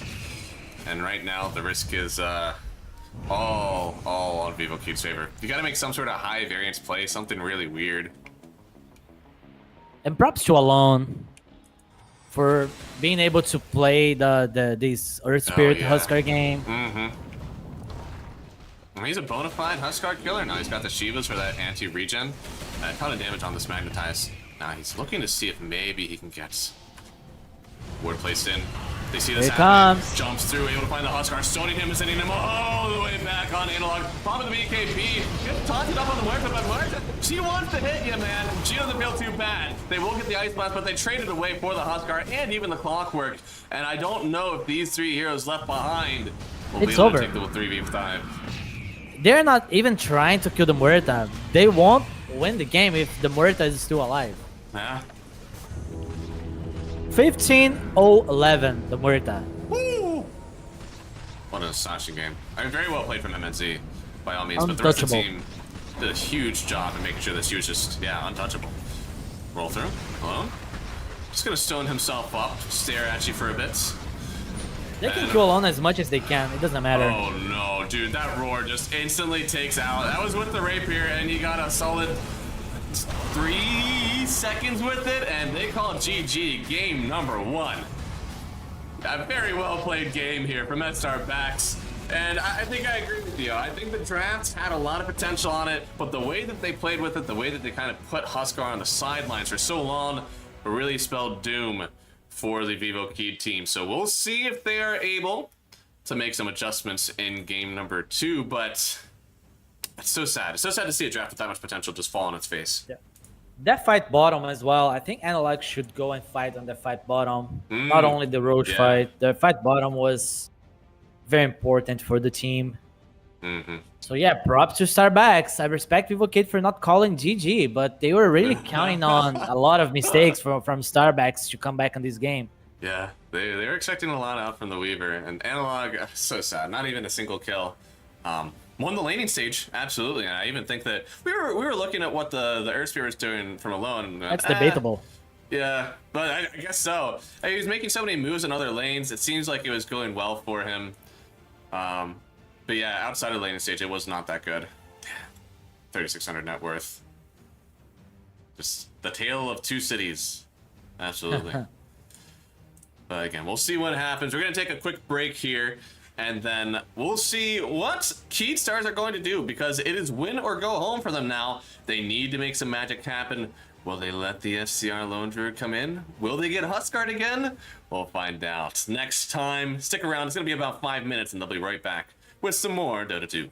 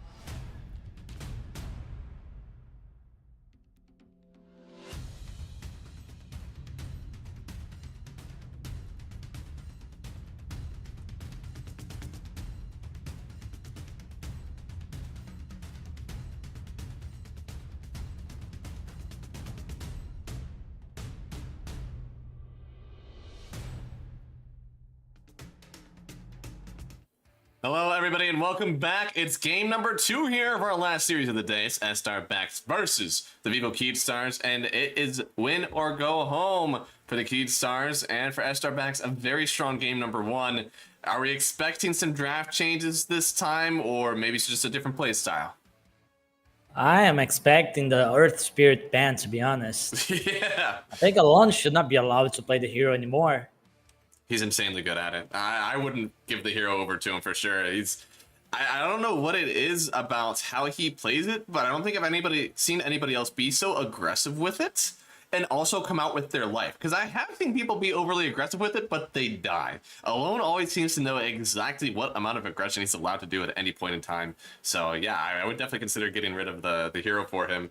And I would also maybe consider a different strategy with your map movements if you have some heavy counter picks in the mid lane, but we'll switch it over into the draft and see what they're gonna do.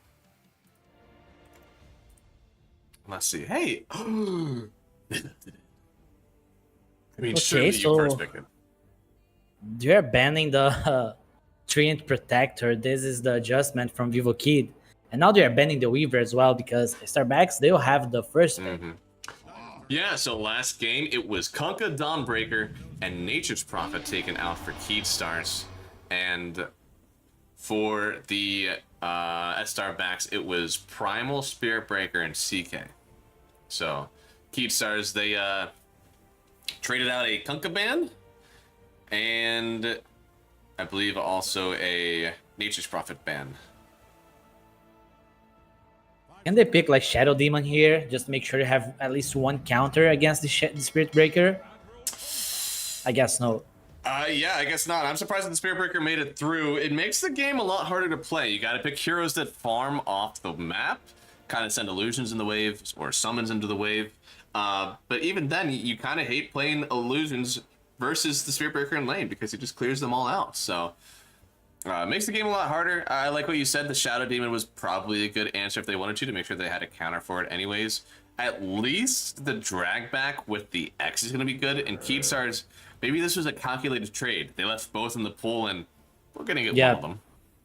Yeah, they need to get one of the heroes that Starbacks allowed them to pick, because otherwise Starbacks would ban them on the second phase. Mm-hmm.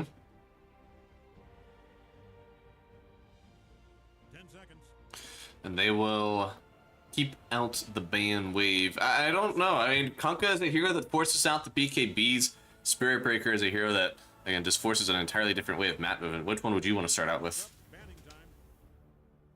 On the bans? No, I mean, which one would you rather have? You rather have a Spirit Breaker or a Kunkka on your team? Oh, the Spirit Breaker, of course. Ooh, okay. Unless I have Attacker. If Attacker was on my team, of course, the Kunkka. Oh, the Enchantress coming out. It is a Dispel, right? So it does get rid of the Bulldoze. Okay. That's an interesting answer. Definitely is. You only can do it once, though. So, if you get charged up, I think you might just die to the Spirit Breaker anyways. We'll see if that's true or not. 5 seconds. They can pick the Grimstroke. Very good with the Spirit Breaker. Oh my goodness, the Grim is in pool. Oh my lord. Where to end? I'm scared. If they pick Grimstroke, it's a The pretty 5. good combo. Ugh. They will get the 5. They don't wanna.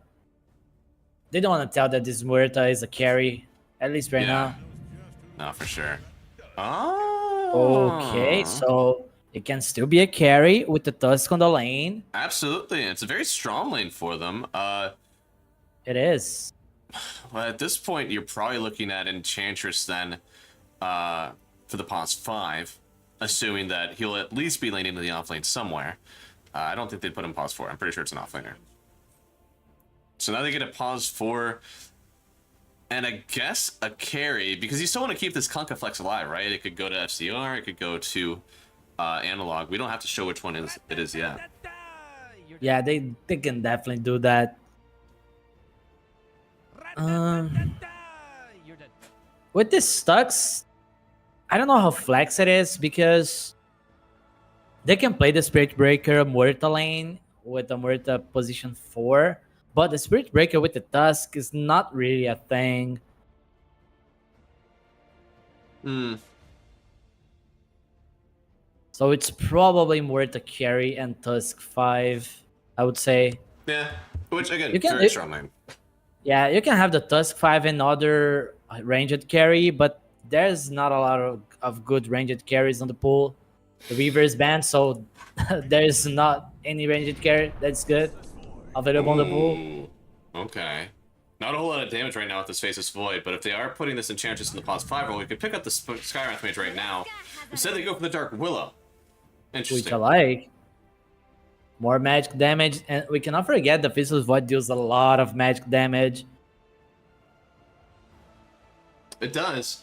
I think my only preference would have been that I like some easy damage to throw into the Chronosphere. Dark Willow doesn't offer a lot unless she has like an Aghanim Scepter, which isn't going to be for a while. Now, your matchup into the Spirit Breaker is pretty good because you love anything on the ground, right? Your Underlords, your Dark Willows, both have this uncanny ability to kind of stop the Spirit Breaker in his tracks whenever he's rolling on through. My PC is going to die on this game. I have the Torrents from the Conca, I have these Brambles from the Dark Willow. They're gonna create chaos on the fights. Yeah, it's going to be pretty rough. Thankfully, I guess I should say hopefully there's no PL that backs it up then, because then Ooh. we won't have Monkey any DCs. King. Oh, Damn. please no. Ugh. And I think that's it. That's their team fight. Chaos on everywhere. Yeah, right. A lot of Torrents, the Bramble Mazes. So the Spirit Breaker has a hard time moving around. Hmm. One of the Frank's best heroes. I know I said it on the last game with the Beastmaster, but the Doom is up there as well.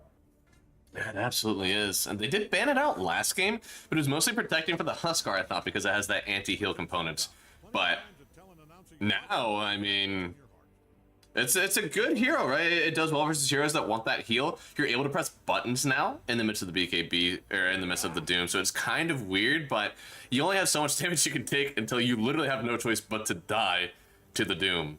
So I like it versus the versus the Faceless Void for sure. Even versus the Kunkka, it's pretty good because again you have that kind of issue with the run buff that you get from boats, where if you are doomed the moment that the boat hits, you could just be delaying the inevitable death. So they kept the mystery with this Conca. Is it off lane? Is it mid lane? Starbacks are banning the Brewmaster, considering that the Conca might go mid. Yeah, Because Analog plays a very good Conca as well. absolutely. Now what? But mid there's a matchup mystery in would- the Starbacks as well. Yeah. No, I mean this theoretically, you think it could be a mid Spear Breaker? Yeah. Hmm. I think it is, to be honest. Okay. Mid Just Spear rank? Breaker, off lane on the Doom, carry on the Muerta. Yeah. Are we looking for a pause 4? We're looking for a +4, I think. But things can change. Absolutely. Who knows? I mean, I think anyone who buys Duels at pause 4 is going to be really nice. That way you can kind of stop the Kunkka in its tracks. But you also need to be able to trade into the Enchantress. Again, I think Skywrath Mage could still be a very good pick. They've got 3 heroes that are going to really jump into these fights, and a Muerta that'll just sit back and hit, so they have a backline that they can kind of throw in here. Or they could also go for the battery if they want. Pugna still left alone in this one. It's been prioritized in a lot of these other matches. But it's a little hard to play into the water park, right? You're not allowed to sit and just suck whoever you want. You'll eventually get a torrent and feel sad. Yeah, it's quite easily to kill the Pugna as well with the Torrent and the Tide Wave from Conca. So they are thinking that Alon doesn't have his hero yet, which can be true. They can play the Doom as a 4. They can have the Spirit Breaker as a 3. Muerta Tusk lane. That could work. Would be greedy, but could work. Yeah. I like that Vivo Kid banned the Earth Spirit. Absolutely. Thanks God. Good lord, it took this long. I would have been slamming that for Alone, man. He played that so well.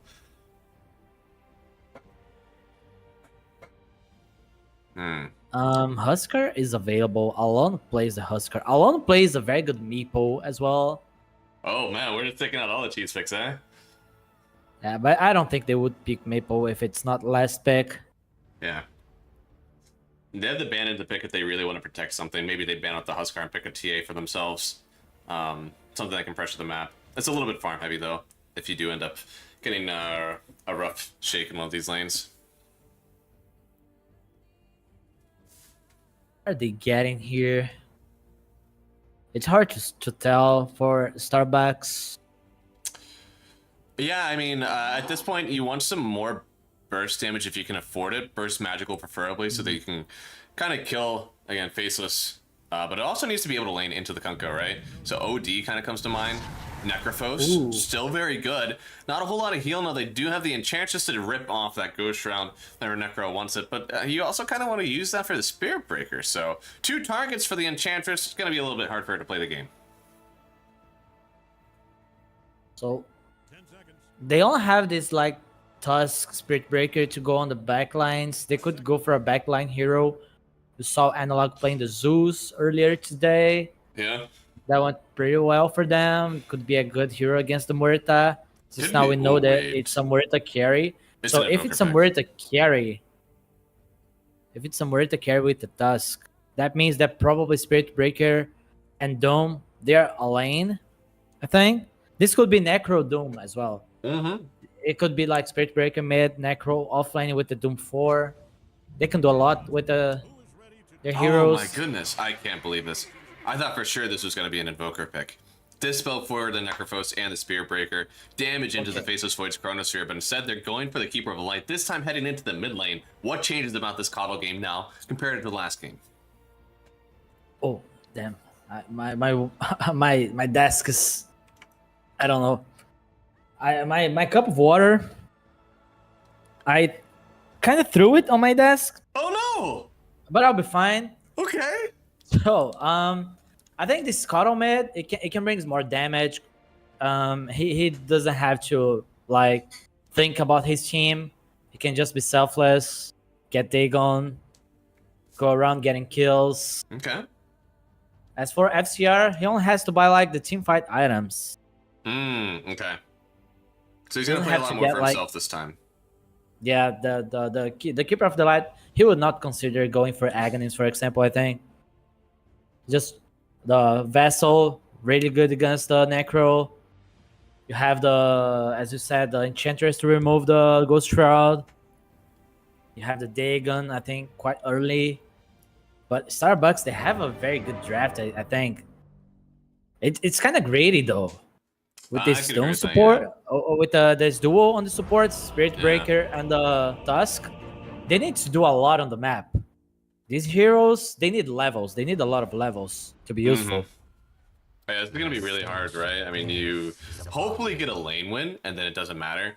But if you do end up losing these lanes, like alone, should be a... I don't even think it's a favorite matchup that much for him. Is he's going to get blasted. You're not... Something that the Necrophos usually does very well is that he really bullies you off the lane. You're not able to get close to it, but you don't need to be anywhere close for this Coddle, which strangely enough has been picked 2 times in the series when we didn't really see it much at all in any of the other series. Can try to heal the creeps when the blast comes. He can try to deny some. They really needed to. They really need to block the camp from the Keeper of the Light. This camp on the right side of the tower. Okay. If okay, do you see that they are kind of protecting the area? Yeah, they actually have a ward up here to even see if somebody's making a rotation behind, whether that's just to block it or go on him. Because again, with this pause for Spirit Breaker, now I don't really love that they shoved it here. I think this hero excels quite well with farm. Right? But I mean, it does have a healthy rotation into mid lane if they want to try to get that kill. True, but you can always use the blinding light to stop the Spirit Breaker from coming. True. As I said, this Tusk and Spirit Breaker, they need to do a lot to enable his cores. Yeah. There will be a Midas on the Doom. I don't think Necro is gonna get Midas, but he goes Boots of Travel. The Muerta just farms.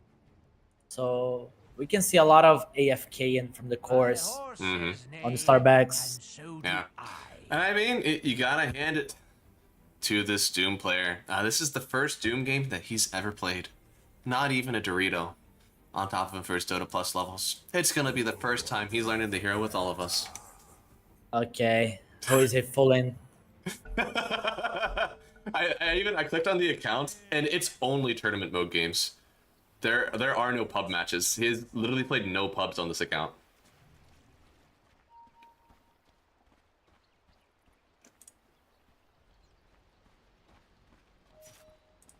So Michael placed the ward deep below the tier 1 tower on the bottom side. Not sure. Okay, to see the creeps KJ can get. First hit bash, of course. Stop it, man. That's so sad. Oh, nice Bramble, actually. Trying to get the kill here. Kuala, he'll probably end up using one dive forward. Yeah, to get this kill. Really wants to get it, and he will. Didn't want anybody to steal it away. And, I mean, the Faceless Void, he's got a pretty good set in this game. Probably can kill anybody in the Chrono eventually if he does get the golden level. So letting him get this quick starts, preferably maybe get like a quick Midas in this one. Because he does have damage with analog. And I remember, I mean, it was a while ago, but the theory with this hero used to be if you have damage in the Chronosphere on your team, you go for the Midas. If you have no damage, go for the Mask of Madness. That's true. I think he can go for Mask of Madness Maelstrom here, so he can kill the Morita. Yeah. A lot of attack speed, a lot of procs, a lot of Maelstrom procs as well.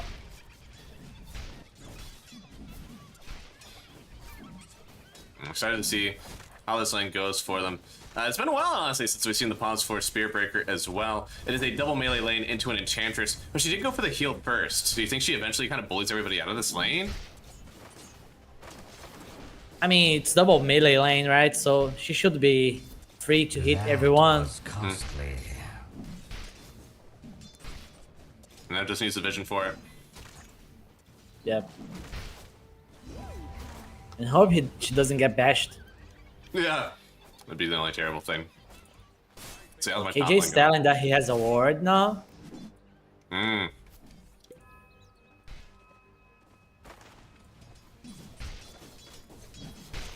Oh, let's see. What's my mid lane doing here? Looks like alone. He's got 11 CS, but Analog's got a little bit of a creep wave coming into him, so should even it out here soon. Surely once he gets another point in the blast, this lane may actually take off for him. Yeah, 2 points. Oh, he actually had the damage. I didn't think that would be the case. Yeah. I think he must have high rolled, you know, because you never look at Kyle and think he has that much. Yeah, he definitely hit like a 60 on that one, for sure. Oh, Kennedy. There's that on the top side. Stinger the one to pick up the kill. I think Bramble's doing a little bit of work, but once again, I like seeing Tusk in these games. Tusk has seemed, honestly, really strong. Just today overall. Maybe not as much of this series, but it seemed like the hero of the day. These early tag team point, the difference. Yeah. Which is weird. I mean, for so long, especially when we saw it, and then whenever it was only 3 mid laners, you either played Tusk, Primal Beast, or Tiny Mid, alright? You had 3 choices. The hero would always go for that like 4-4-0 build. We hadn't seen any points in tag team for a long time. What was it? Low priority? Hmm? Low priority? Only Low 3 pri- heroes? Oh yeah, no, every mid laner screen, only 3 highlighted. They had to choose one of them. I mean, honestly, every mid laner should be in low priority. That's true. I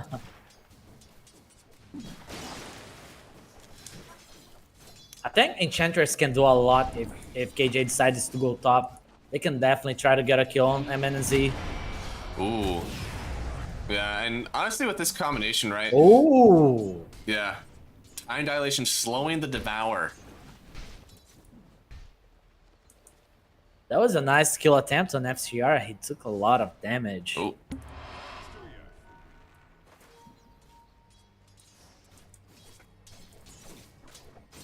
And let's see, he actually went for a bracer in this lane. So something that you usually see mostly on either strength heroes or universal heroes. What's the idea with the bracer in this one? Because surely, oh boy, maybe they'll actually get a kill on this one. Stainer Trying to trade down everything here. They'll send away the Kunk actually, but Oh my god. it was enough. SDR, he's not able to get close enough. He doesn't have the Tidebringer. Kennedy trying to shift through the trees here. Oh no, he'll find MNZ. MNZ will get the kill, and FCR, oh no, he just missed drastically. He could lose both of those range creeps now, and maybe even his life. They will try. Oh no, it looks like they will. MNZ, does he get the last hit? No, Stainer's the one to pick it up. On the other side, they do get Michael, but man, what a disastrous trade up in the top lane. I think KJ should go there. This +1 will make a huge difference. At least once. Oh, well, maybe they're gonna get a kill here, actually. Big bash from top lane. Alright, I think that's enough. Faceless Void already having a good game. Nice start. Time to go top on the KJ. Okay, Before okay. it gets worse. Necros is stealing the stacks from Analog. Oh no. Ooh. Where is it? Oh, over here, yeah, no. They're both battling it out. And Alone got most of them, honestly. He's got 30, almost 40 CS now. And, yeah. And like not quite as much.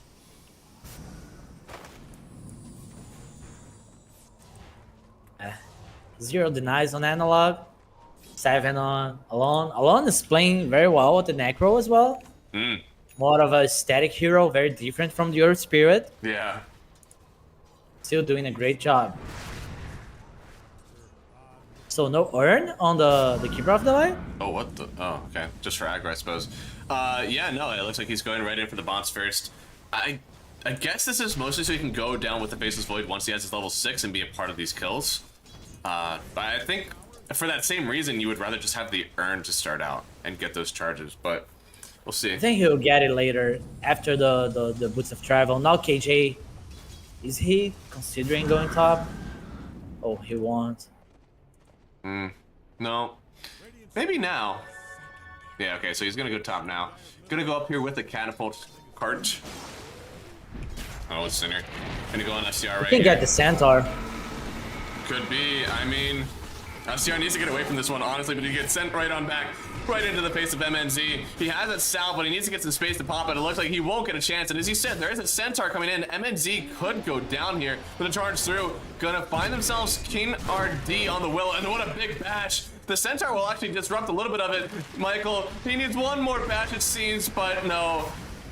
They get the kill anyways, even without the bash. Snowball Snowball save. now, yeah, and Alone coming in with the scythe. They have plenty of damage. MNZ gets to walk away from this one, and they have blown open this net worth lead now. I'm sure that the Centaur won't get the kill. And no mercy from Alone. He got 1k ahead of the Keeper of the Light already. And the movement from KJ. I think they should wait for KJ to be there before the fight starts. Oh, Michael? Goes down. They also get the Wizard Rune. What's our net worth looking like? Oh my lord. Okay, now, Gustavo is also, like, really farmed. But my Necrophos is also really farmed. Can try again. Doom has 5 still, so Faceless Void can't be alone for one more wave. I mean, honestly, I feel like this is the reason that I would want to have bots on my Coddle, for this exact reason. I have a Chronosphere available. He's not level 6 yet. I would love to get this kill now.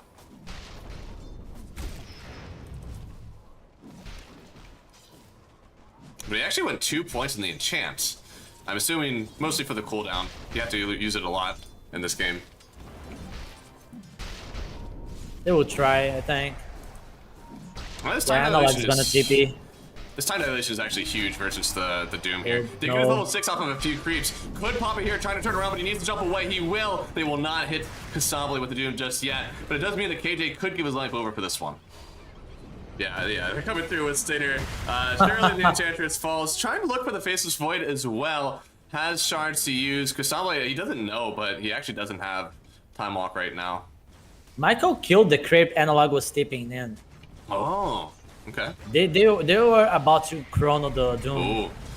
Still Doom available, but no mana actually. If they clicked on him, they may know. Gonna try to send him back into a Bramble maybe? No, okay. Doesn't want to, but a nice Chronosphere. You gotta have some damage afterwards. They managed to catch the Necropose, but they don't have it. They do just barely able to take down, and it was actually to the time dilation, so Costable is picking up the benefits of those kills. Speaking of picking up the benefits alone, if you're not too careful, you can pick up the benefit of a Reaper sight if you're not too careful. They'll get the kill on the Necro. Very well done. They may even pick up on Michael for their troubles, but it looks like he'll get away just in time. Oh, what? Oh, he's slow. They can get this one. He's actually charging. He's still getting the kill. Way to go, Analog. And it's low. That's so good. That was so sad. A nice rotations by Vivokid. That was much needed from them. A lot of gold going towards the Faceless Void. Yes. Now Conca has 6. They can try to kill the Muerta if they want to. Alone still has the ulti ready. Yeah. And they have the Doom.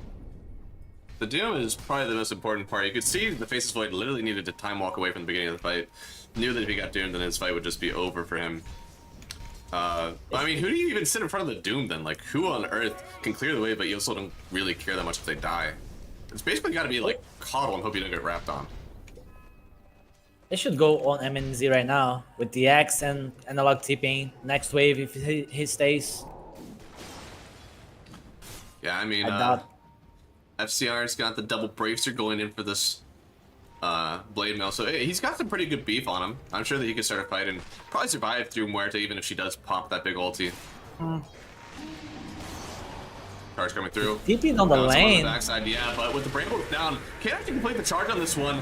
And well, with the snowball, it's going all the way towards Analog. Santa will get one big punch, but yeah, I don't think he's able to get on the high ground. A very nice try. I'll give it to him. Probably had the shards if Analog didn't bump him back. The coordination here to get a better kill, but it's still a kill. Orange charges for Analog. Where's the Necro? Ooh, charging through Michael, actually using the time dilation onto the Bara, and well, that's another kind of free kill. Unsure what the thought was there with that charge. They want to defend bottom as well.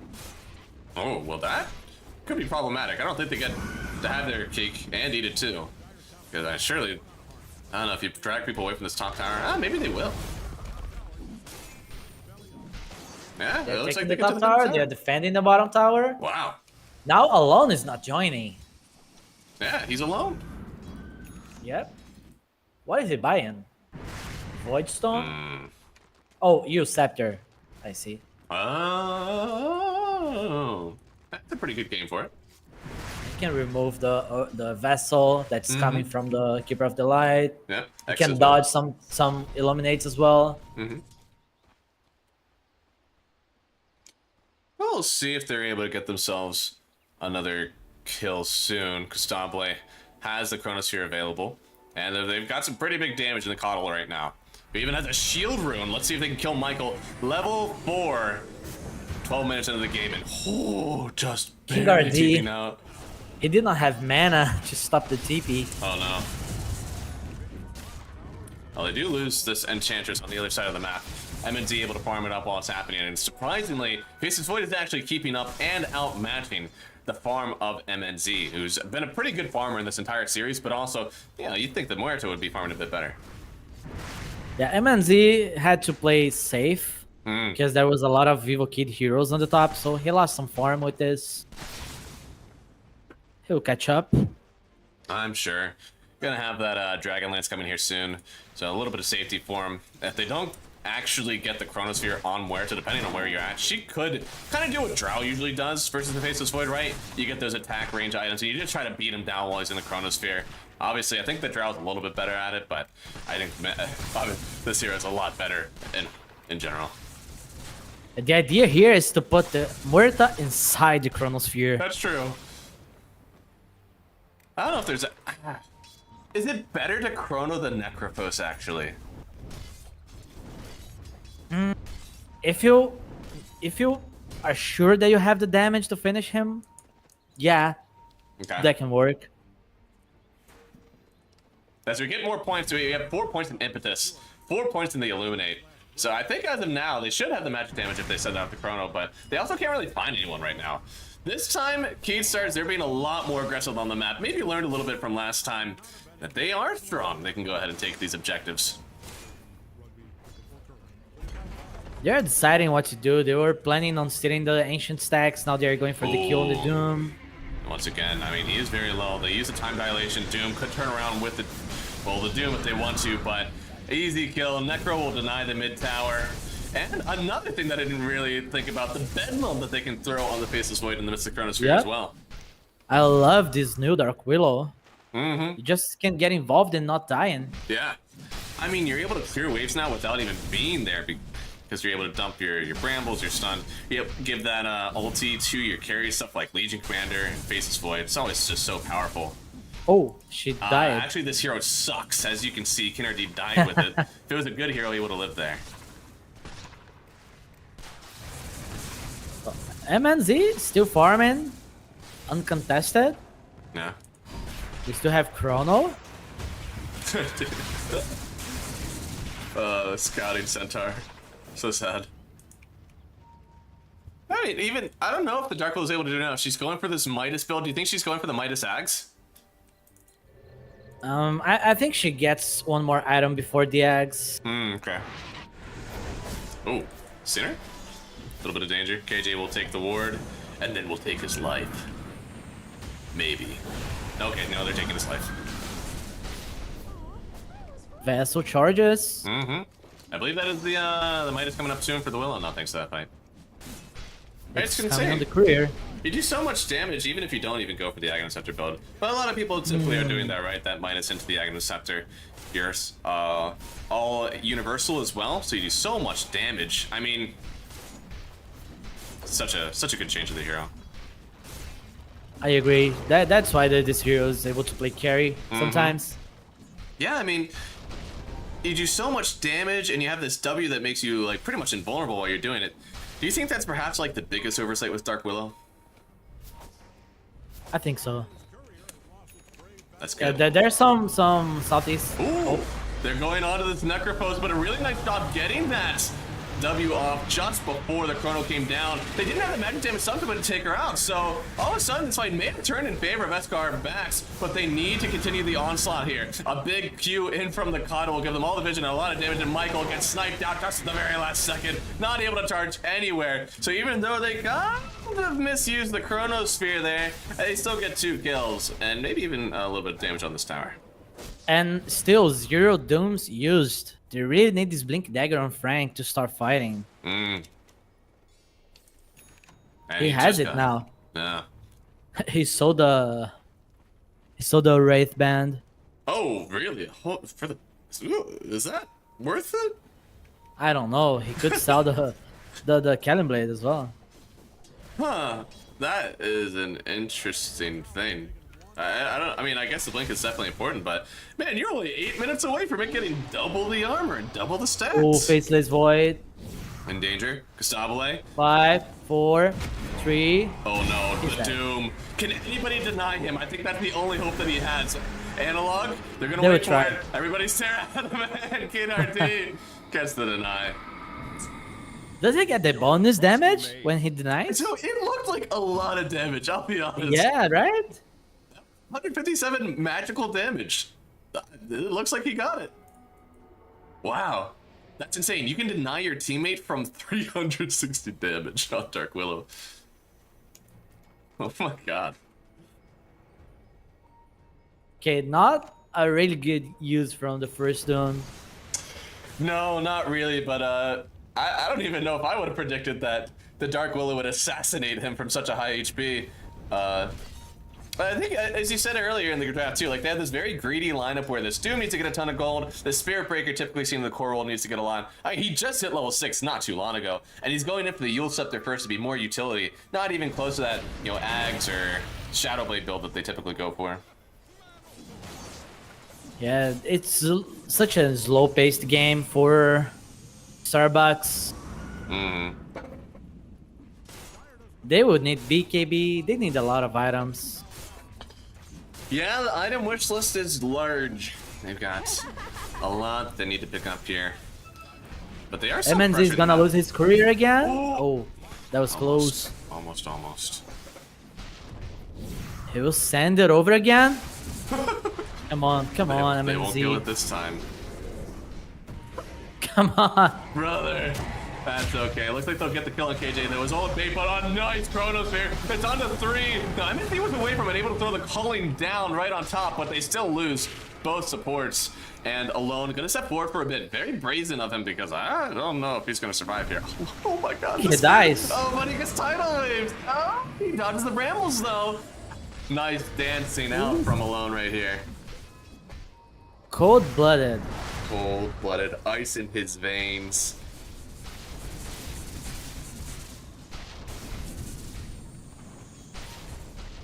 Okay, they have one more shot with the Doom. It's up. Oh, Let's go. Well, okay, good Yules. Combo breaker for sure here on the Necrophos and turning in, getting a lot of heal, but the last blast from Analog doing so much damage. They've even time dilated him Alone. He doesn't have much he can do here. Can they get one more set of damage? The last blast from Cuddle, it's enough. There's no ball save. He does get doomed, yeah, and they're running. Oh, wait, no, they finally get the connection on him. And the pause, Muerta. Oh, no. I told you. Laggy game. Yeah, a little bit. That was an insane snowball save. I honestly saw him disappear. I thought it was because he died. He was at that low on HP. And that was close. The snowball save almost saved him. I know.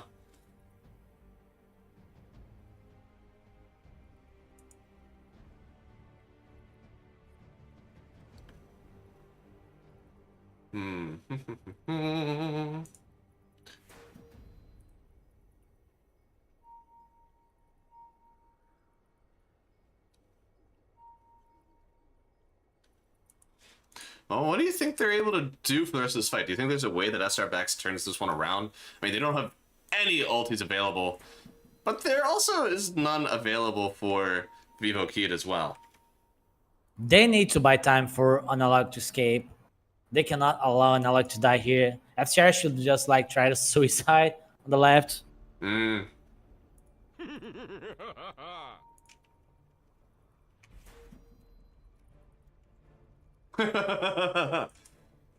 Fair play. Fair play. What fair does he play. mean? What I was waiting for. No. Oh, actually, the Muerta might be dead. Just Oh yeah. They gonna get the X back. Impetus doing a lot of damage, and there it is. It's a fair play. And Stainer, oh, maybe they get on top of the Faceless Void. No, Gustavo is very healthy, and I mean, it's a shame how it happened. However, they do gain a huge lead for Keystars right now, killing everybody except for the Doom. Seems like we are about to have a full series. Starbats, they can lose control of this game real quick. God, don't jinx this like that. Don't do that. Now, because of you, there's gonna be some sort of wisdom word fight. They're gonna die. It's all your fault, all right? All these 5 heroes together, it seems that they are just not clicking. Their team fight is a mess. They have to care about the chrono. There's also the boat. There's also the tidal wave. Bramble maze is all over. They also started Analog that fight running. with like, what, a 3 Chronosphere from Gustavo? I mean, it was really good. It was. I don't know if that fight can be any worse for you, to be honest, to start out. And Doom on the Coddle, I mean, the fact that, first off, you're still allowed to use items, but also, he's just so fast. He has like 400 movement speed. I believe, yeah, he gets a bonus when he's in spirit form. I mean, he just ran away from the Doom. He has Blink Dagger coming on the courier. He's gonna be on top of every play. Well, do you think that there's a chance that if they do allow this game to scale, I mean, everybody on SR back scales is kind of the reason that they're in this position is that every one of their heroes haven't hit their power spikes yet. Do you think there is a world where they take this one hyper late, or will the Basis Void just kind of end all be all? They need to get at least 1 BKB before the game turns into a disaster. That's for sure. They need to send supports to feed on the map, buy time for MNZ to get his BKB, at least the Doom. Yeah. It's And- on Vivo K to keep the tempo. Yeah. They killed the Roshan. Now they have to wipe the tier 2 towers. And this is such a hard game now. I mean, this where it's an Into the Faces Void matchup. I've played it a few times, and there's a way that you can play it if you're allowed to hide the entire fight until you see the Chronosphere come out. Because honestly, you do kind of force this Faces Void to do nothing until you show. Because if he doesn't Chrono with you inside, you throw down your calling, and you probably kill him, unless he has a BKB that he's able to use right away. Ooh, So, nice dodge from Alone. in this problem game, is- he can show, I don't know if he can hide for that long. right? His team will need him. Yeah, your team of 4 doesn't really play well together without you. Someone's gotta get axed. Then we'll have the Bramble Maze, the Keeper of the Light, slowing the other target. Ooh, actually, Sinner's getting locked up a bit here. He does manage to go to the... Oh no, that was just creep. Not even the enchanter creep. Random bystander. Have a lot of ways of disengaging with the Snowball, with this Death Seeker as well, Eero Scepter. Yeah. Good for them. Good for you. Yep. Oh, the Glyph. Yeah, stack the wave. They even have the heal on the wave. There's another one coming out soon? Yeah, there we go. So, this could be a tower, honestly. You gotta Doom Kasabla. You also have to Reaper Sight them, I think. I think they got a Doom Analog. Kasabla has Oh, the Aegis. Yeah. And Analog is doing a good job of not showing as well. It took a good amount of damage off of this tier 3 tower. Do you think they want to continue the aggression? I think so. Ooh, other side, MNZ. Pretty big fish for them to catch here, rooted up, sent They need back to with go. a tidal wave. Yeah, dropping down the Qualifier, having popped the ulti, but running away. I mean, he doesn't even care on the Kunkka. He puts up the blade mail, doesn't want to get the hit, but I mean, Kasabla, he wasn't on to hit anything in this Chronosphere. Can they turn around and kill him once? They certainly can. Analog, did they do one with the backside? It doesn't look like just yet. They do get to kill enough CR because he got Chronosphered up, and he didn't cast any of his spells. Alright, nice Doom on FCR before he used anything. Yeah, Kasabla kind of, well, doomed him actually with that Chronosphere. Wasn't allowed to cast anything afterwards. It seemed like he was doing fine, and he had the Torrent Storm he wasn't using either. Yeah, Frank saved this fight with the Doom. Your atrocity He definitely bought some time. He got a lot of gold as well. He's not going for BKB, he's going for the Octarine Core. Ooh. Ooh. I don't know where his career is going. Maybe to buy on the other side. Is that it fine right now? Over here? Yeah. Oh, actually, I think some of the creeps saw it. Yeah, but play to the bird. Oh, you can't double click to follow a courier. Interesting. Huh. They want to go again. No Glyph. Yeah. Up the high ground now. They don't have a Chronosphere nor an Aegis. But Yeah, but where's the team? Oh, man. no Glyph, no Doom, no Reaper side. No bitches. They're just going right on up. They even get the Bedlam, having to heal up quite quickly here on the Necrophos, but means he gets locked in afterwards. It's a nice snowball save, but it's going on to Kasabla. If he gets back deep enough, maybe they can get a kill afterwards, but no, a nice blink away. And the Torrent Storm, it's the water park coming out here from the FCR. First time seeing it in this game, and with all those impetus shots, I mean, it's KJ for the win. Getting the kill on MNZ, and nobody can stand up to this FCR and Keystar's lineup right now. They don't have to kill the Necro. Yeah. They're just ignoring him. They tried at first, but KJ was out of position, so the Necro could use the Death Seeker to escape on the KJ. I mean, they might not be done yet. It looks like they found Michael here. Used up first, sent back. Did have some status resist on it, but it's only 2 levels of it. Used up one last time. It looks like he will fall. Picking up the kill there on Kasabla once more. So 2 heroes gone. Maybe they actually do walk up the high ground once more. Man, they're putting on a super aggressive timing for being the team with the Faces Void. So KJ is what like, are they "If you're not supposed to gonna do? say that, I will. I don't know. They have the Doom available. They should try to Doom this Keeper of the Light. Yeah. They need to smoke around and do it. Looks like they do have a smoke behind. Frank, can you get it done? Analog is showing right now, jumps through. He Conca? actually gets a Doom on the Conca, yeah. So, I mean, Analog able to do what he wants. He does get a nice bonus here. A nice hit. Still in the last blast in from Cottle. A huge kill on Frank after what was a pretty decent Doom to start. But now, oh no, they gave him the Bedlam once more. Alone, stunned up, doesn't have the W to work with. Has to get out of here with the Death Seeker. A beautiful root on the ground. damage. They're gonna get another kill here. A triple for KJ. Keep it going, buddy. The impetus shots are hitting hard. And MNZ forced to pop the ulti. Constabile just enough to get out of there. He won't be threatened. And MNZ, I'm sure that KJ will pick up Look this at last KJ. kill. Look at him. There it is. No, the Oh my god. Ooh. Just barely surviving. He said, no, I'm not dying to you. Not today. Yeah, and they will have creeps coming here, so they'll take this mid set of racks. However, to their dismay, they do have a tier 2 sitting up top, and somebody is actually TPing out right now. Doom TP Chill, top. guys. Is this They too much? really want to finish? This feels like too much. Is Oh, it too much? I mean, is that? It's not too much. But no. They never really wanted to get the tier 4s. It was all a bait. Yeah, I guess not. They just wanted somebody to show so they could kill them. And, well, now they might actually want them. Rooted up once again. I mean, what are the defensive items looking like? He's still got the Yule Scepter. He could try to dodge out the X, but he dragged him back because he was stunned into the air. He's Choose the Yule Scepter. they're just, I hate to say it, but I feel like they're just chain beating right now. They are. Clown Fiesta. Man, Keed Stars, they came out firing in this game number 2. Feeling a little bit embarrassed maybe with game number 1. They came out with one of the strongest starts, and it just never stopped. This is 29 minutes into the game. They are possibly the entire late game lineup, and they're trying to end this now.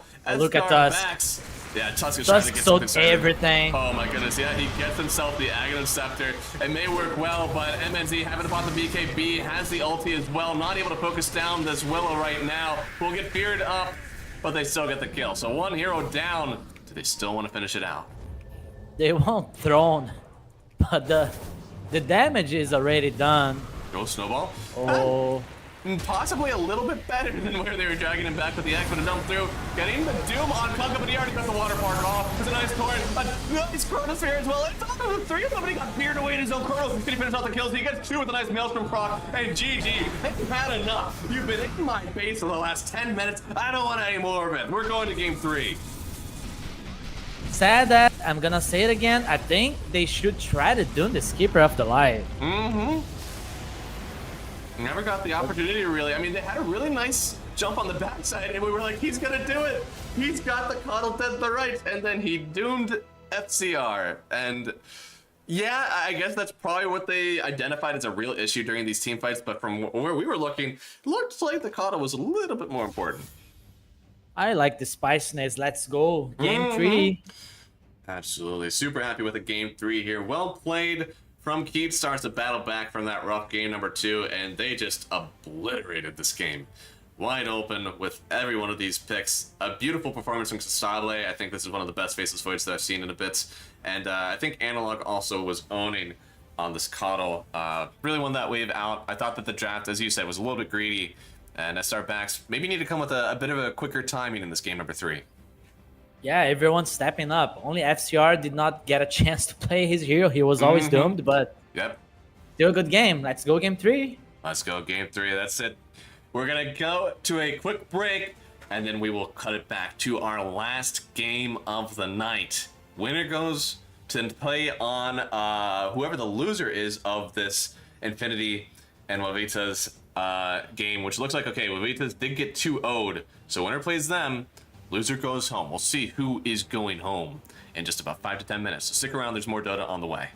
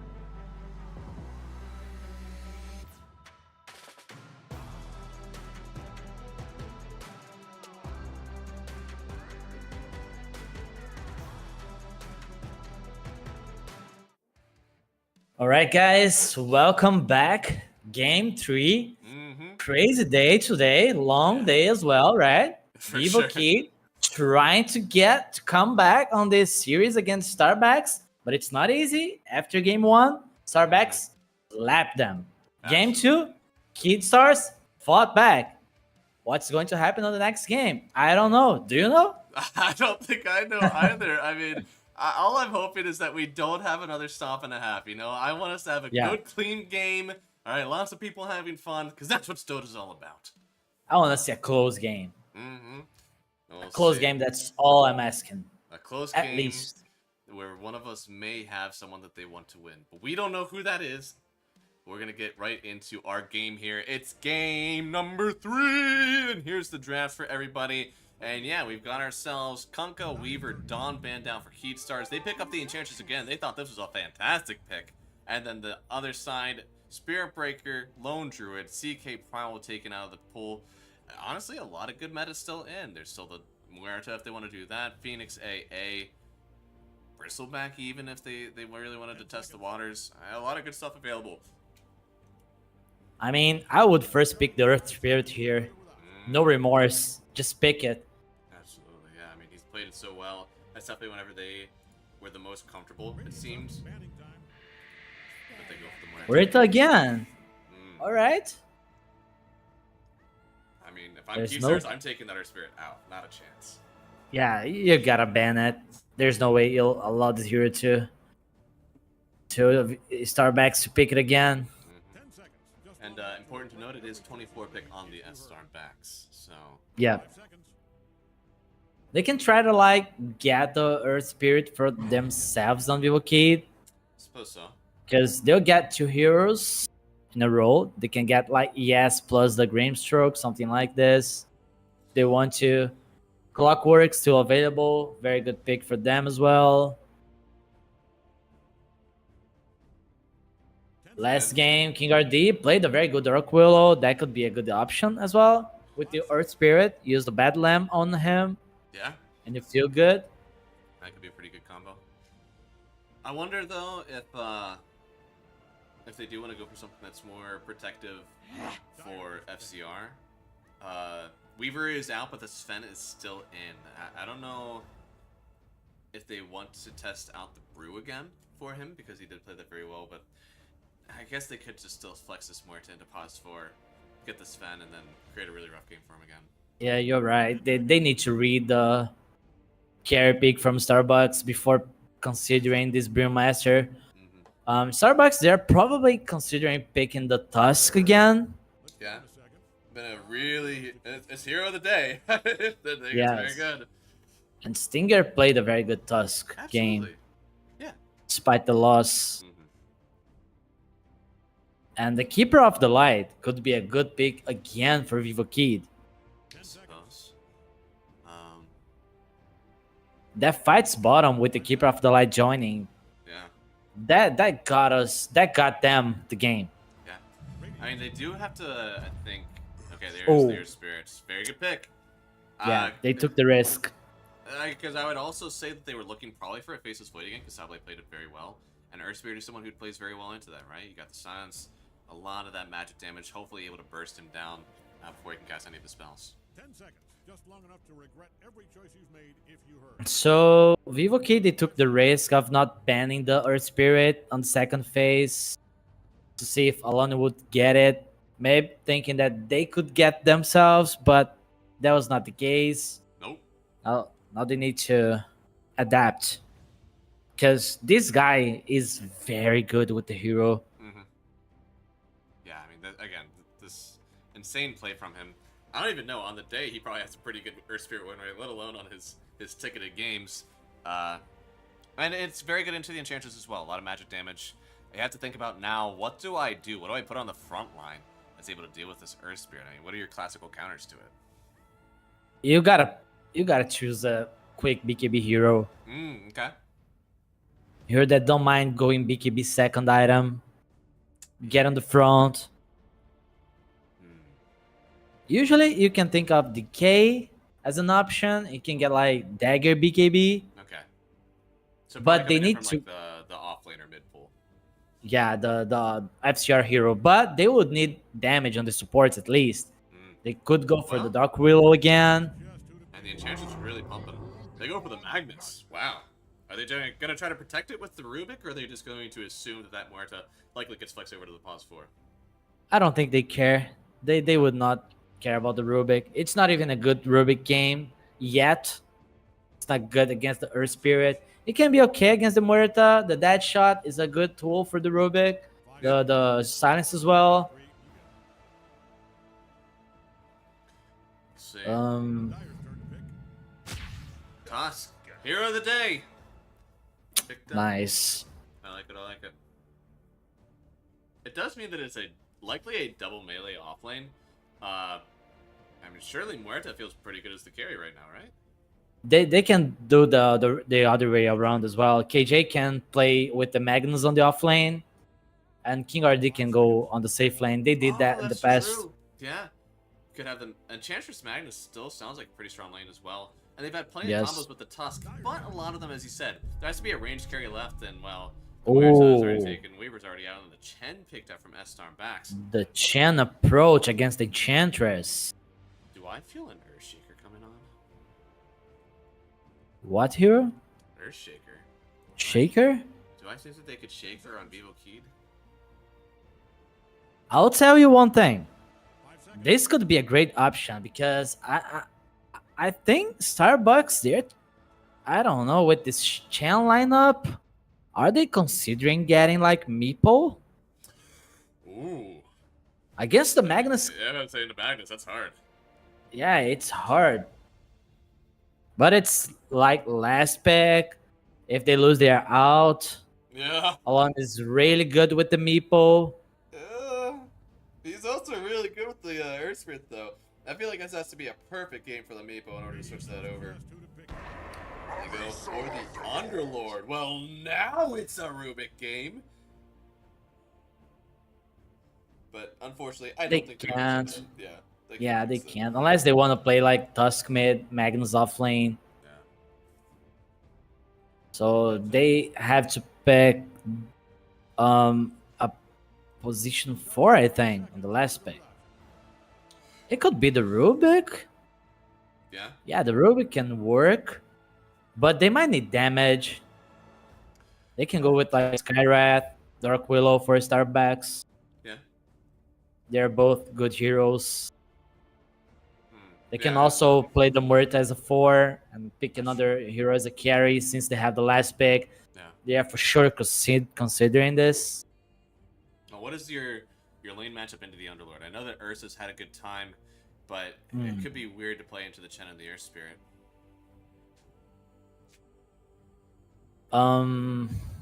Against the Underlord. It's either Ursa or Lifestealer, but I don't know if you actually could play either of those heroes in this game right now. Can they just repeat the Faceless Void here? And don't bother about the lane that much? I don't know if you get to CS though. Ursa it is. So this is what terrifies me because I call a pick like this and I'm like, damn, they agreed with me. These guys. I mean, they have the Enchantress, so it's quite easy to get Roche with the Ursa Enchantress. Yeah, no, I mean, they definitely have a really good lane. And the Underlord, I think the reason why the Ursa is so good into it usually is that you don't get to escape. You have to play under your Firestorm, and honestly, if Enchantress even just goes for like a WE build, Ursa will sustain through all that damage he's taking with the Firestorm, and I think he gets away for free. I might need this Earth Spirit to be at pause 4 now to kick away the Ursa when he goes on my Underlord. Only problem with the Ursa is that Ursa cannot touch the Muerta. Only physical damage on the hero. I'd like to see a character that has both physical and magic damage, like the Faceless Void from the last game. But they have Ursa Magnus, crazy combo. They have Ursa Enchantress. Ursa can get the Roche. Starbacks, they don't have a strong lineup to fight Roche. Their team fight is based off auras. But I don't think they will buy like Crimson Guard. So no way they can protect the heroes from the Ursa physical damage. Yeah, which is going to be very, very big. there's I honestly, with the lane that he has right now, I could see him really popping off, getting an early Aegis, and just running rampant through this map. 5 seconds. The Skipper of the Light was a great ban.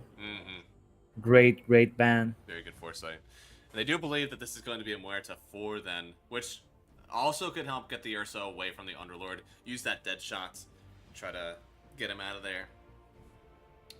Now, what is your, I guess, yeah, mid laner that they're looking for here? 10 seconds. That does well into the Earth Spirits, and also, I guess, will enable your Ursa to play the game. I think you need something that gets initiated on at this point, right? Because Magnus wants to counter initiate.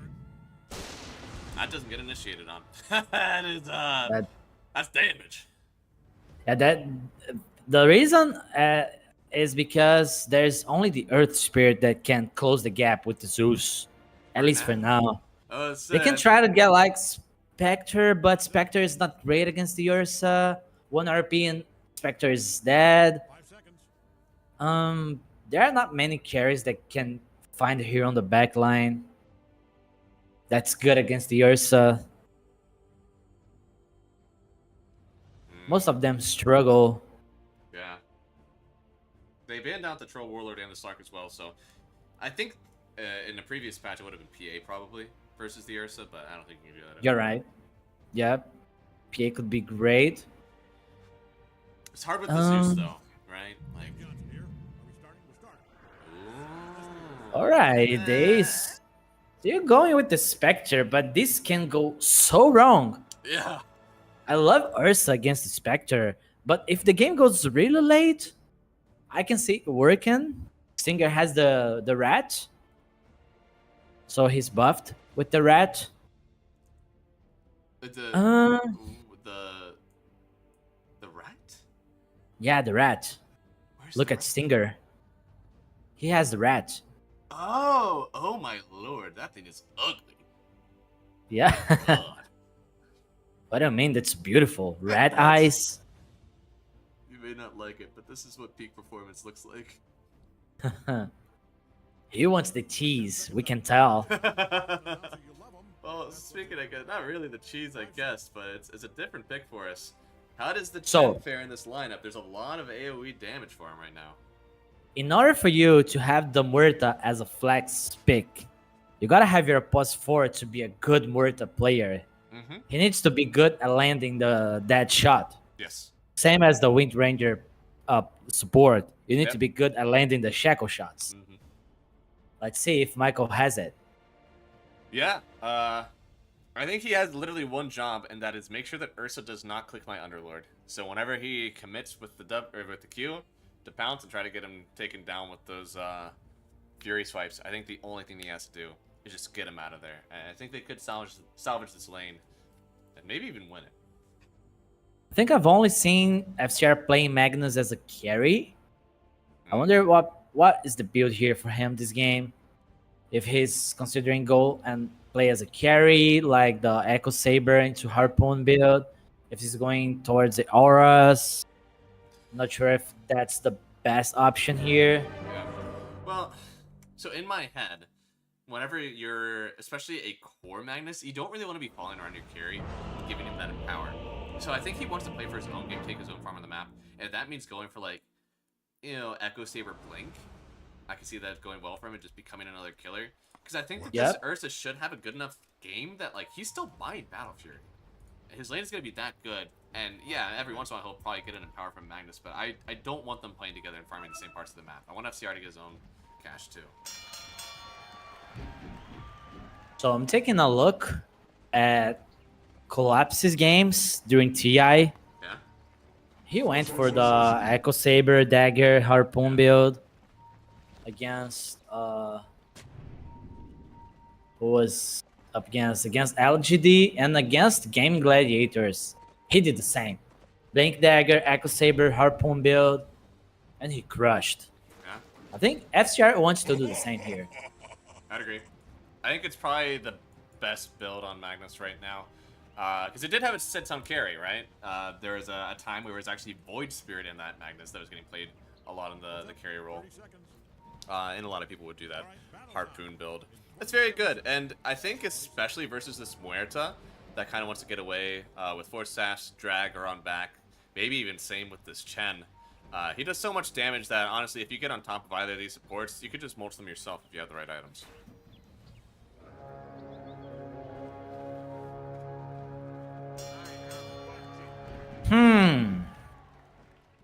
First rune fight. Oh, alone. Setting up the stone to kick, but they won't use it. Gonna be a... Ooh. Yeah, okay, 2-for-2 trade. Right, so not really a trade. It's a net zero trade. Yes. So what is Spectre build here? I think I saw someone buying Urn on Spectre during TI. Yeah. I think MNZ wants to do the same because he has the Ring of Protection on his quick buy. Yeah, it's been a little bit more of a popular build. It's weird because they have the Air Spirit as well who likes to go for it, but I guess not anymore. Oh my goodness. Dude, this tag team, where did this come from? Okay, because this seems like not the lane that I would try to do that for. I would probably value my shards in this one level 1, but they just did so much damage to MNC all at once. You can't really block the Spectre with the shards, right? That's true, yeah, she can just get out of it. This spell, this should be nerfed. it has a passive as well. It's way too strong. The tag team? Yes. I think it needs to be nerfed. Wow. That's a take. That's a hot take there. When you're burning up in there, is it still 90 degrees for you? I am burning. That's what it does to someone. Wants a nerf on tag team of all spells. We still haven't seen first blood. Oh man, I'm terrified. But almost it. Alone always trying to kick analog under the tower. Yeah. Gotta be careful. This is a lane that you can't really use your E freely. You have to wait for in case he does get that kick under tower. That's a CS going there. I missed it! Sorry, I think it's on me. Goodness. I dragged your attention to the mid lane. That's okay. I mean, they get the kill on Chen here. I think ran him down again with tag team and the shards. So very good job. I think maybe even a little bit of drag back from FCR. So well done. Well done.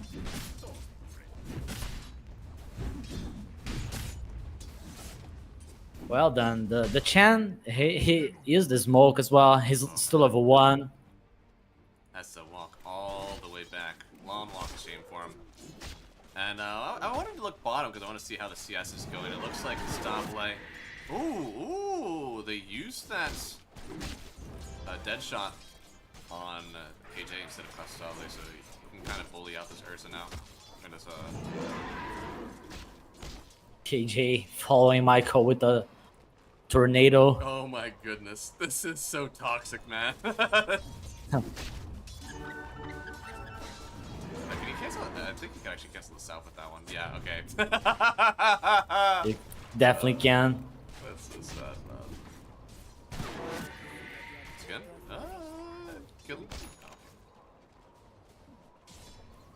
Maybe want to get a pull here soon, but looks like they did block the small game. So big creep wave here for the Underlord. It's been a while since we've seen this one. I think we talked about it yesterday. I think Ace from Gaming was the only one that I really saw pick up the Underlord. I think for a while the hero felt really strong, right? It was like a first ban for a lot of people because of how it was able to move on the map. But during TI, it seems like people thought that about the Nature's Prophet, but not the Underlord. Yeah, people stopped buying auras on the off lanes. And there is not really other places to go as Underlord. You can try to go something like Atos, BKB, as Almar did in the past. It doesn't feel great anymore. Especially with the Atos having like an HP item in it instead of stats. And I don't think the Underlord hates the HP, but he'd probably rather have stats. With the Chen, you usually want to like rush pipe some games. Now you can get the Solar Crest, which is very good also. Yeah. And the Underlord buys the other aura items. Let's see what they decide to do here. Nice. Yeah, no, I'm sure it looks like he's gonna go for the grease and that dispel. is pretty good if there does end up being a defusal Ursa. Doesn't look like Kasable is really decided yet. They're going to drag him back with the Wild Wing Ripper. And Kasable, yeah, actually taking a lot of damage in the midst of the Firestorm. It is a level 2 Storm. And KJ, yeah, there you go. Heal coming out just now. I think had they had the heal earlier, Kasable would have been able to turn and continue with that kill. But without the heal, just has to back off. This is a lane that he cannot die as Ursa. They picked the Ursa to win the lane. Dying here is disaster. Yeah, absolutely. It is often that you can kind of get baited in by this, like, oh, you know, that's a beefy guy and slow, and I'll hit him on Ursa. But good job for him to back out and not really risk his life. OMNZ. Can he get a kill here? Harpy doesn't have mana. Oh no, yeah. We'll have it in a few, but looks like they get away. Oh no, alone? Sidestep? No, not gonna get it here. They get the kill with that kick back. Alone, nice rotation. Once again, you know, we've seen him before in this series making these like really lengthy rotations in, really giving up his lane to make sure that his team's lanes are very good. And this time versus the Zeus, not the Huskar. I don't know. Do you think that's a good way for them to play the game on Earth Spirit right now? Yeah, I think he should. He almost has the urn ready. He's going bottom now. You gotta be careful because Zeus has ulti. Yeah, and they're even sending over this little heartbeat creep, so Gustavo and the Enchantress, they'll both go down just in this creep making rotation with Alone. Very well done here. Kind of get the Underlord a little bit of space in this lane. And again, not in his lane.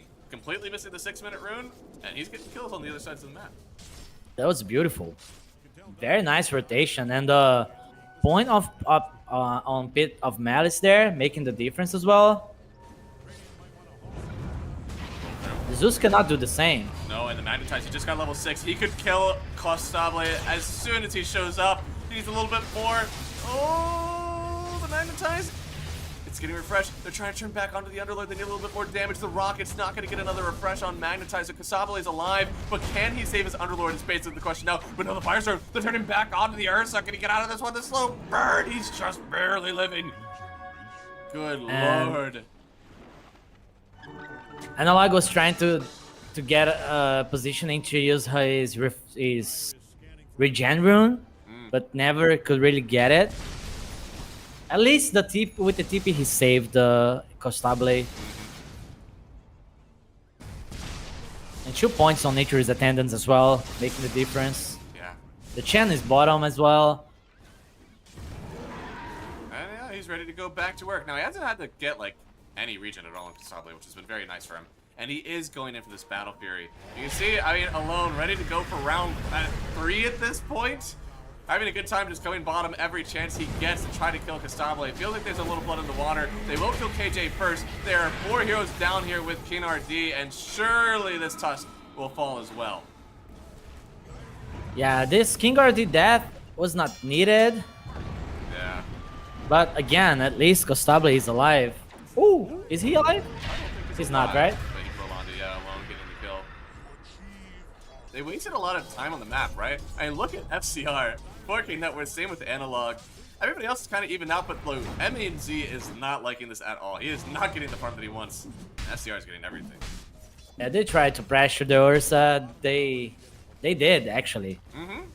The tower is low, but they lost mid lane. Yeah, man. Zeus is here. Yeah, they want to hold the tower. They know everyone's still here. Osmore Earth Spirit rolling on in. They have haste rune on the Zeus, so it's easy to hold the tower with this. Nice rotation from Zeus. Yeah, I mean, Stinger even has a ward down here. He's ready to just, like, hold camp. Now, it looks like they do sense that something's happening here. Roll through Stinger. That's the last stunt they have, but I don't think that he's able to TP out. They get the kill on Costable on the other side, though. In the mid lane. I mean, they are just running out of everywhere they get. And that was ulti for the Spectre. A huge kill. And now she overtakes the Ursa on the net worth charts. All this to die on the mid lane? Oof. Not like this. Not like this. He's going to really push back the Battle Fury.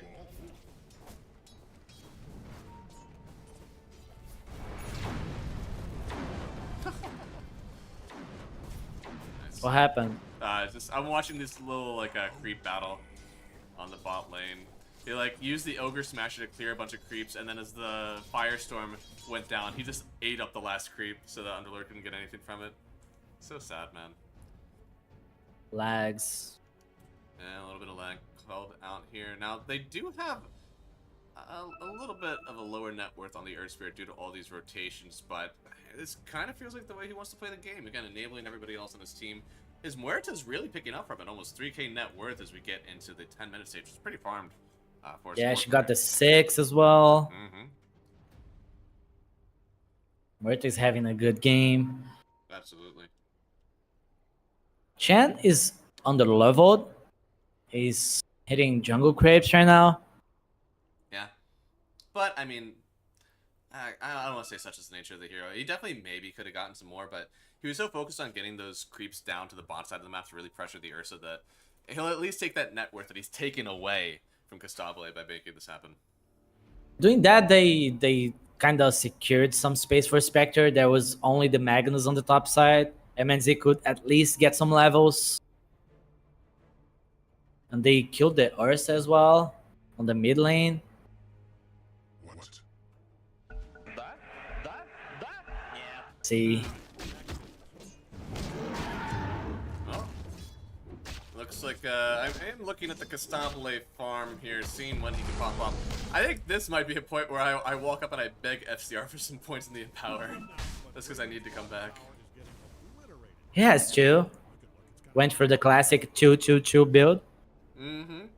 The double sampler. Very rare. Or KJ found the stack.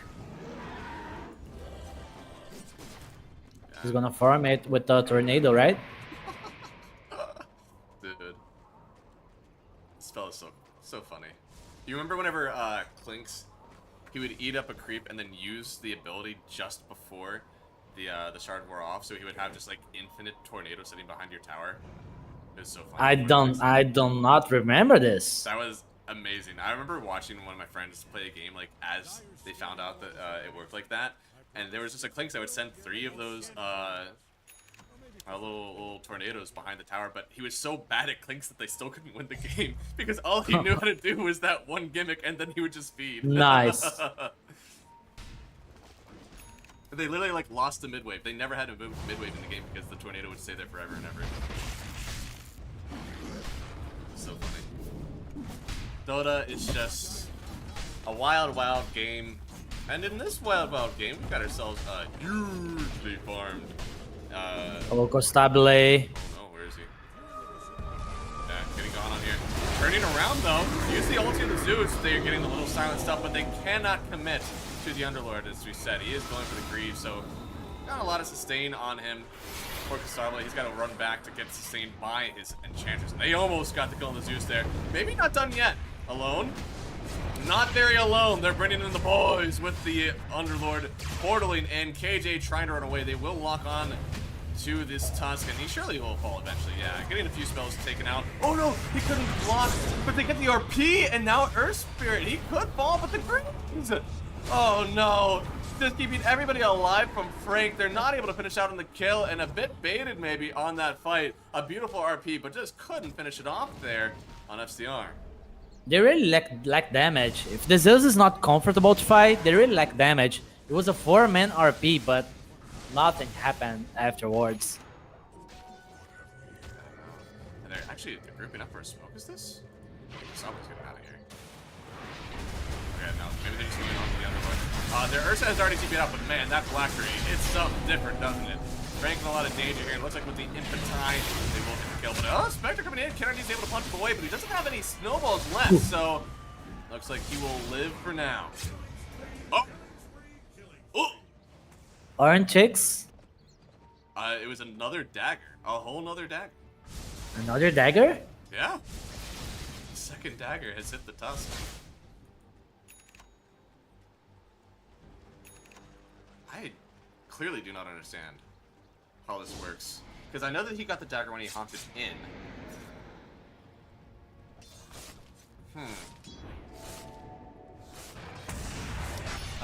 Let's see. I mean,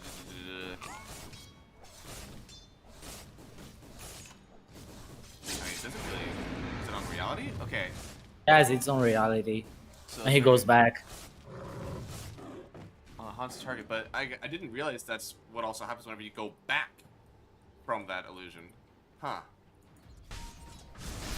I knew that it was whenever you went in, but he literally went back to the original illusion and got another one. That's insane.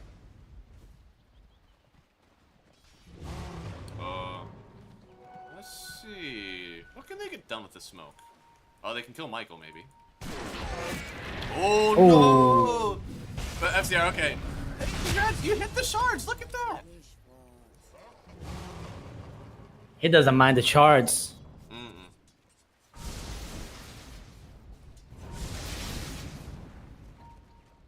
That's not ideal. Only getting the Muerta kill. No, not at all. And you know they really wanted to find the Spectre farming over here. Maybe even the Underlord, I guess, would have been fine constellation.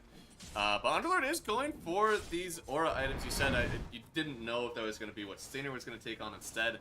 But yeah, Underlord going in for the pipe next tier for all the magic damage that the Zeus is going to do. And definitely Gonna be the walking aura. Yeah. Chen is going for the Force Staff. They want more on Vivo Key. They have this dagger on the Magnus. They're constantly looking for plays. Yeah, and they can still get the horn toss, I suppose, if they really want to try to, like, this low commit bring somebody into a fight. But right now, it looks like they're perfectly fine just looking for a skewer back lane, straight up. Considering farming this mid wave. Oh, what's happening in the mid wave? Yeah. Earth Spirit rolled in with the Blade Mail here. A lot of damage done by the Zeus, but they haunt in on him and they get the kill thanks to the silence also provided by Michael. And with the magnetized, Kinnerdeed's got to run away from this one. SCR going to try to get out of town as well. Looks like they should get out on everybody but the Tusk. With that, I think Alon was baiting the hell out of Viv Kid. Yeah, I mean, rolled in with the Blade Mail. Hard to do a lot of damage. I think Zeus actually did a lot of damage to himself off that Blade Mail. Yeah, 600 damage done to himself. I believe first off the ulti and then from a few arc lightnings.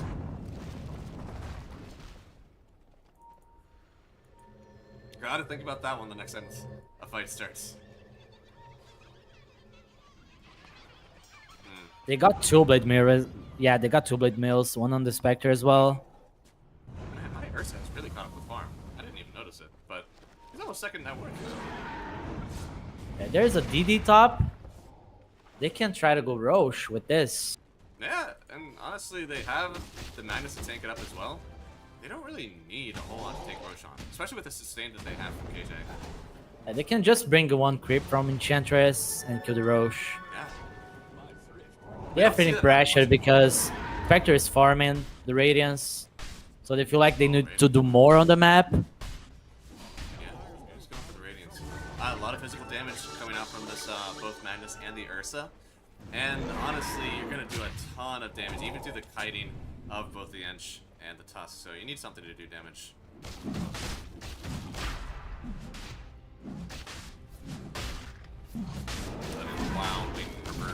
Tank up Roshan, so stop away. Gonna get it quite quickly. Has the Windlace. I've seen a lot of carries over the last, I want to say, like a month. Anytime they have an open slot, it's either Windlace or range drops. The Windlace is honestly felt even more impactful, right? Get into each camp. Yes. Hey, I don't know if he needs Blink Dagger. Oh, the ult from Zeus brought NZ low. Oh man. Yeah. Imagine if he died. That would have been awesome. Just catching a stray from Zeus. But thankfully it looks like he's gonna just head back to base maybe? Or maybe he actually feels tanky enough to go hit this next ancient stack. But there... Oh. Yeah, it's golems. You can try. He didn't even choose his neutral item yet. Oh, okay, there we go. Extra armor. Could have used that to start. 8p regen as well. Alright, there we go. Good job, MNZ. TPing home, getting ready to use an ult because there's already a fight happening. Not very happy or healthy just yet on the Spectres, who's not able to get in right away. They will get a Firestorm down kind of section this one off, and MNZ comes in at the very last second to get the kill. on KNRD, and honestly, there was nobody else really around for that one. He got the orange charges as well. That's worth it already. Oh, they tried to play it on the FCR with the Fiend's Gate.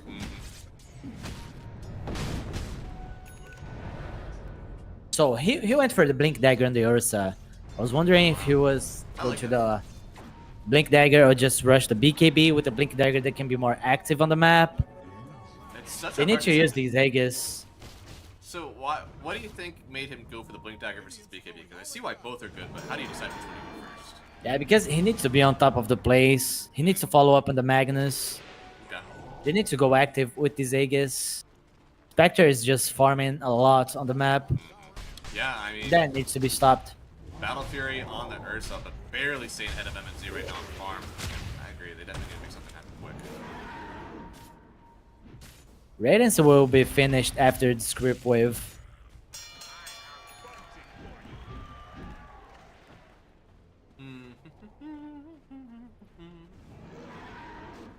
I'm surprised. I mean, they don't really have a ton of tower damage, I guess. So they really just need the kills. And SR back, they're kind of dodging out well. They even have a net worth. Analog with this ultis just to scout. Just like game 1. Just like game 1. Popping at every chance he FCR. gets. Okay. He blinked.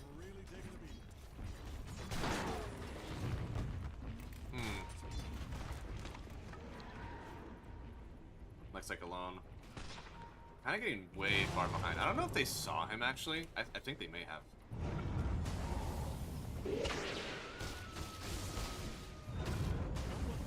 FCR looking for him now. Doesn't find anything though. So just farming Aegis. But not really building any advantage. Not getting the tier to top. I'm pretty sure Starbacks are thinking how they are going to fight after the Aegis. Alone. Found the Ursa here. Aegis gonna get reclaimed in a minute and a half. So he doesn't really mind this one. He actually hits through the blade mail. He pops the ulti to make sure he doesn't take as much damage here. Man's gonna connect, and they get the first life. Can they get the second one though? MNZ DP's onto the backline with that ulti, and that's gonna be a lone impetus shot. But on our own fight here, it looks like they still turned onto the Ursa. The second life will go down. Sinner picking up the kill, and they weren't able to protect their Ursa friend from the onslaught of Star back. Yeah, Ursa completely isolated. You have this Magnus who wants to see it on the backline, just land the perfect RP. You have this Zeus hero that never wants to go first. I think we have answered the question. It seems like they may have needed the BKB first. I mean, hindsight is 2020, but if they had the BKB, they probably turned that one a little bit better. A nice see though from SR backs, right? Like they definitely saw that it was just the Blink Dagger, and they knew they had an opening to get the kill. They're both lives too. Sure if that was the plan, because Alon was invisible, walking, and he saw Ursa, and Ursa used the overpower. So I think Alon thought the Ursa had a sentry on the ground. So they decided to jump on the Ursa with the Aegis. I see. Are you telling me that the pros made a great play on accident and not on purpose? Perhaps. Maybe they felt that they had to go before because Ursa was going. Yeah? So they decided to do the first jump, the first move. We'll never know unless we ask them. True. Well, looks like 4,000 net worth lead pretty heavily in favor right now. Let's start backs. And, I mean, once this BKB completes from Ursa, he'll definitely have a better time playing these fights. We also got some pretty good scaling on the Zeus still to hit up. But the Spectre, as he grows and grows and grows, is she going to be able to outcarry this game with 2 carries on the other side? She definitely can.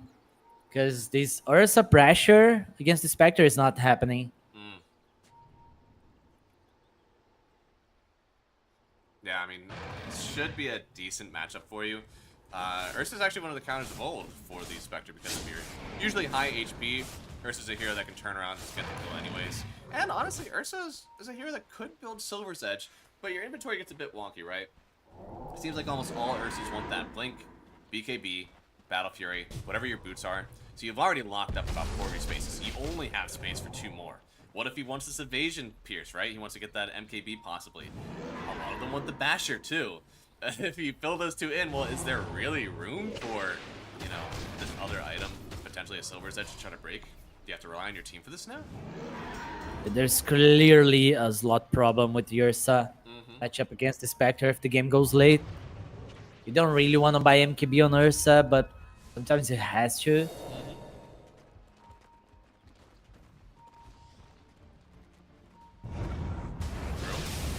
Vision Okay. down. Good ulti from the Zeus, honestly, to get themselves some bit of an idea what's going on. But Michael, yeah, they're turning back onto the Zeus. Feared up, silenced as well. He can't get any more spells off. He does fall. And with the sustain of the Chen and the Underlord, you just don't have the damage anymore to take this fight. They'll take down FCR as well. 2 cores out. Everybody else just trying to fight for their lives and get away. And they don't have team fight on Vivo Kid. They're relying on this RP to be perfect. Or a skewer play. Again, they don't have anyone that really loves getting initiated on, right? Yeah. Ursa, if they actually catch him out too far, he could just die after being initiated. He almost has to go for the unkillable build. That's that, what is it? The Octarine Core, your Aghanim Scepter, Yules, that sort of thing. Looks like Radiant's top tower is getting torn down. He can be on Ursa so they can force some fights with this item. Spectre is getting stronger and stronger. Yeah, I think Manta is on the way, right? Yeah, Manta Saga about to be completed, so even more desolate damage. Ag Scepter coming next. I mean, I kind of believe MNZ. It doesn't seem like there's any other item that he truly needs to take these fights, so why not just get that better haunt? He can get like a Scotty or a Butterfly after. This is not an amazing kill on the Chan. You need something. Solidly picking it up. Pretty good damage, actually. And, ooh, almost grabbing MNZ, but a nice match will get him away. Huh? Haunt? There they go. It looks like they're getting on top of the Earth Underlord, and with the RP, maybe they have enough damage. The Glimmer, it kept him alive. Kasabli with the BKB getting right through the Pit of Malice, and he will get the kill. But how is the rest of his team faring? It looks like they've already killed NCR and King RD after the RP. And although they do take that big Underlord, they certainly needed kills. I don't know if it's worth trading around 2 heroes for that. And along with these kicks, always buying time for his team, sometimes saving them. Ursa had to commit on the Lord to get the kill. They got some gold, but I don't know if they're happy. I don't think they're happy with this. Right. Yeah. You want a decisive fight. Oh, again. Oh my lord. How did they see him there? Was it a watcher? I think so. Oh man. That is unfortunate. I mean, yeah. Oh, they had a ward there. I think they had a ward there. They just expired. I see. Oh, that is insanely sad. Really well done. And yeah, Keenar D is like, where is it? Where did it go? It expired. Man. So, an even bigger advantage now. Looks like they're trying to take the Tormentor. Stainer's going to be the one to pick up that Shard. And it does allow him to get those ancient creeps, so... Pretty big, actually, for the Chen right now. That It is. There's a few magic resist creeps, right? I mean, the Black Dragon is one of them. He can get the golem as well to make the Spectre more beefy. Rosh is on the menu. And it looks like it's on the menu for the Ursa as well. They need to take this before anybody on Dire gets around. Aghanim Scepter not completed yet. They use Zeus to find out where everyone's is at, and it looks like there won't be a contention here from Escar Backs. I don't think they care about this Rosh pickup. As long as Spectre is still farming and getting stronger, they're fine. Because it's very hard for Vivo Kid to go high ground. Okay, they can take like 1 tier 2 or 2, whatever. But they will never be able to close the game if they're behind. They do have the Basher coming. Gustavo with Blink BKB Basher. Do you think that's enough for them to really start to run the map, or are they still at a pretty big disadvantage? It has to be. But I think it's hard. Yeah. They need to start winning fights. in a convincing way. Yeah, they need to get some sort of advantage. Really swing this net worth towards their advantage. Look, Starbucks, they don't care. Oh, you got Roche? We don't care. We're farming a jungle. We're hitting a tier 2 tower. Thankfully, they do get the D ward on that high ground, so they don't feel as comfortable to hit that anymore. I mean, you're the one with Aegis right now, and people Keith, you need to be the one that's making this aggressive move, not the Scarbacks.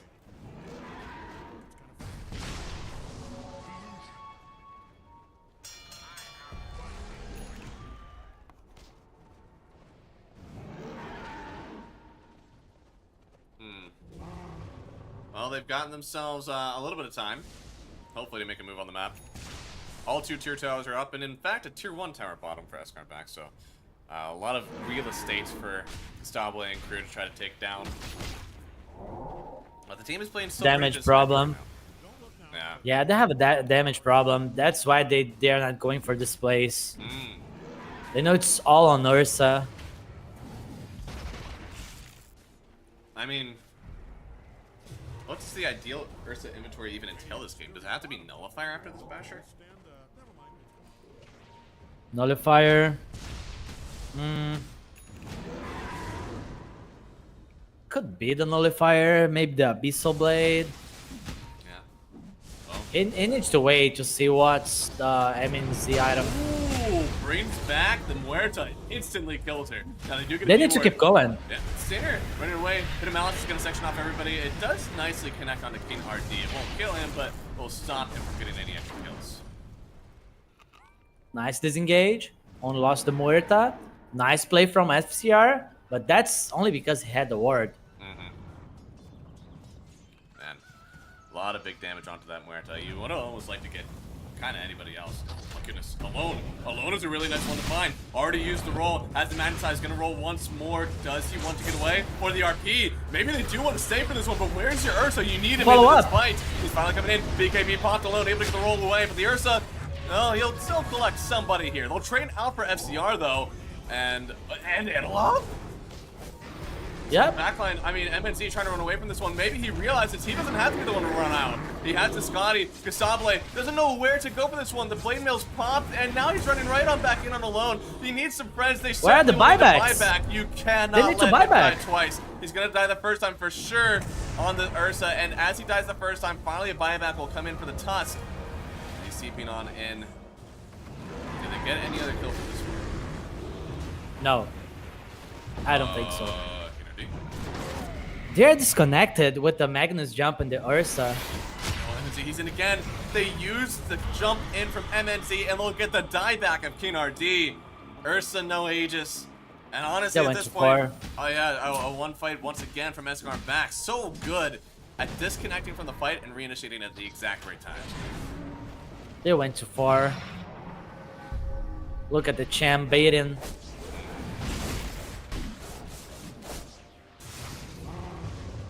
Analog, he needs some sort of defensive item against the Spectre. Because if you look away, the Spectre is gonna haunt you and just kill you. I can't believe. Literally an entirely different fight happening on the front line. And the Zeus dies. This is so sad. And Ursa, he is going in for the Silver's Edge, so trying to beat the Spectre killer. Oh my god. Oh, FCR.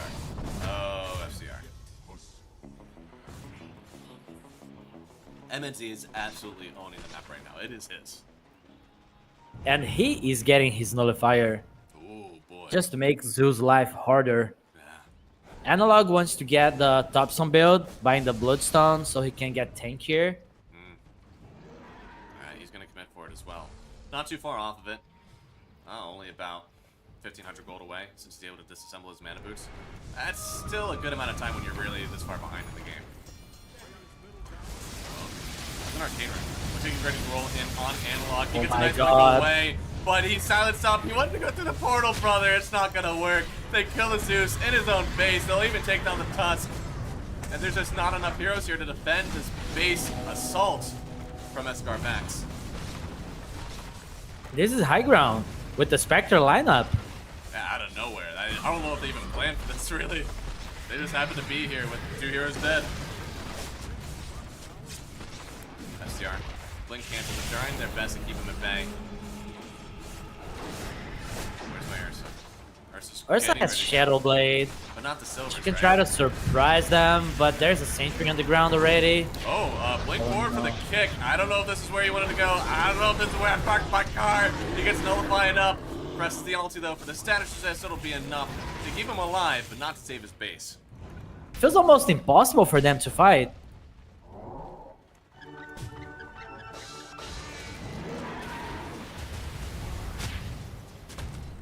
Them 19k behind. Factor 5k almost ahead. There's the sight of Vice on the Chan. Oh wow, I'm actually not sure how he didn't get taken away, but a few force staffs speared away on the Ursa. Now hasn't been able to press his ult yet. Nor the BKB needs to get out of here for the RP. Is able to save him, but he Nope. didn't want to leave. He wanted to turn and fight. FCR will run away alone. But he's not alone anymore. He's got his friends with him, and with the power of friendship, they will kill. This is low-key a throw. Is it? Yeah, they should not try to make this jump happen. Well, it looks like they are eating up that throw on Escar backs. 4 heroes are dead, all in their base. It's a 26,000 net worth lead. I mean, you can kill the Spectre and you barely make it even. It's not like they were ahead to throw the game, but this is not trying to win. This is not trying to come back. It's too desperate. You can't make it Too play like that. desperate. So they can get Megad. Tier 2 top, still up. It's actually But- insanity that they let this Air Spirit go through again. How much impact do you have in this game? Right? 5-0 and 23. Woo!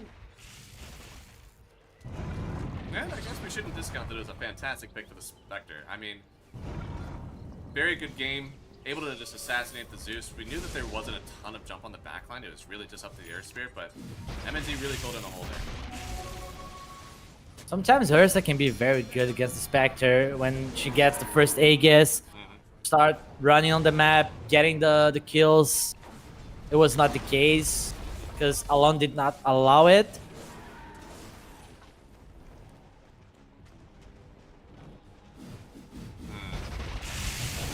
How do they hold? Rolling through alone, getting way onto the backside here. Maybe they can take him into the base. Okay, punched up. The tower's doing some big work. And there we go. The Dire has claimed about 1,700 gold for killing that Earth Spirit. Yep. Okay, they can kill Alon, but what does that do for them? They can just go back, wait for Alon.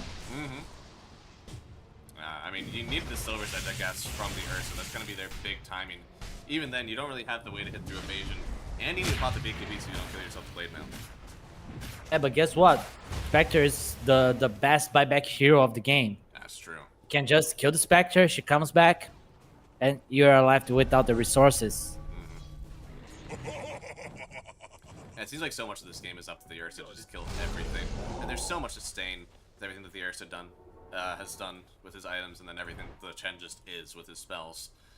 And how do you, I mean, Impetus is starting to hit a little bit, you know, he's getting BKB after this Hurricane Pike on KJ, so he does do damage. I just don't know if he's enough supplementary damage for this Ursa.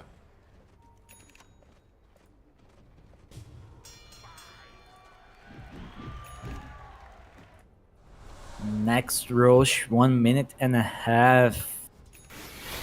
Ooh. Next one is gonna be a big Roche. Yeah. Next one will be, I believe, Cheese and the Refresher, or the Ag Shard. I believe that the top spawn, which it will be, is going to be the Refresher, right? Yeah, they can just kill it. The Starbucks with the Spectre and the Manta style.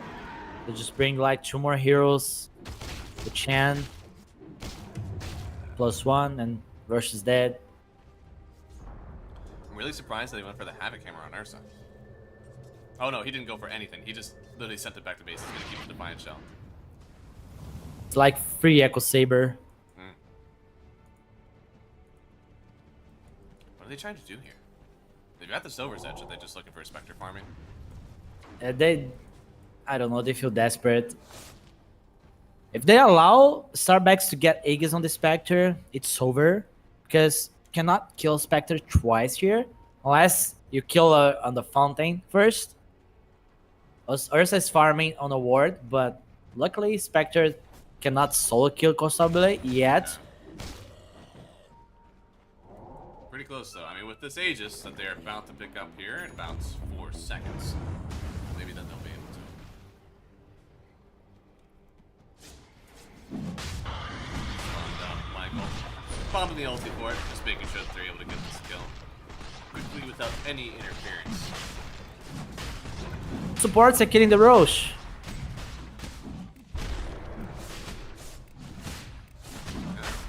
And I guess they give this Aegis over to MNZ since he's damn near unkillable. Alone, I think he's also unkillable, so plenty of time to pop the cheese. And refresher for Stinger, which means they have the double hand of God. They will not die.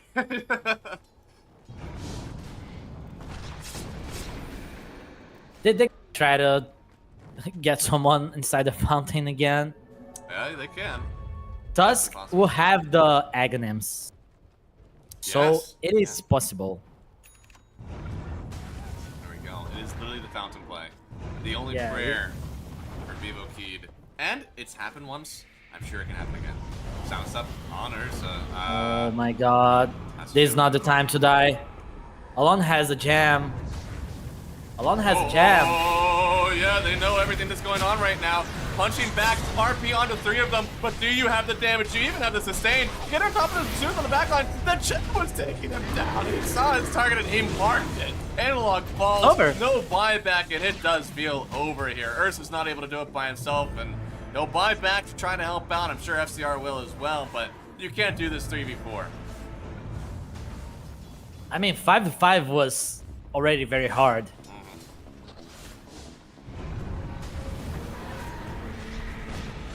Oh no. FCR just instantly goes down. That was his dieback. Gustavo is one of the only ones left here.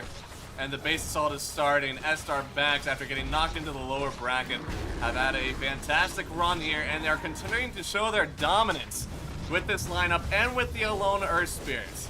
Never get this man the roly boy. He is showing exactly why he is so strong with it. And with one more kill, they'll try to turn this one back, but in the base, they may not matter. They're going to send some creeps in. Next up on the Ursa. Can they keep anybody here at all? I don't know. Alone, pressured up. He will die once. And that's it. Oh, Vivo Keep, they won. They killed the Earth Spirit. Huh, okay, okay. Yeah, they did it. They have the kick play as well. So. Let's go, King RD. He cannot hit MNZ. Oh no, MNZ. They cannot target him. No, he's just hitting him from inside. target him. They can't stop it. It's over. They didn't just Oh get my the God. game. GG. Very well played again from SCAR backs. They're going to get themselves into the next round. They'll play the lower bracket final here tomorrow. And, well, unfortunately for Vivo Keyed, the TI team, the SA Pride that we had in Seattle, they are unfortunately knocked out of the closed qualifiers for ESL 1 Kuala Lumpur. And that means that they will have to wait for the next qualifier to see if they're able to get themselves into the next event. But for our other side here, S-Star backs, they are owning, dude. Some great games from them. Again, the whole way through, they were in lower bracket round 1, have taken out Kaiser, Mad Kings, and now Keyed Stars. And you got to be happy for them. Do you think that they're able to make it the whole way? Yep, I'm happy to see another SA team coming up. Mm-hmm. Everyone thought that after EG and Beast Coast kind of disbanding, we would be lacking good teams on the region, but Starbacks, they look promising.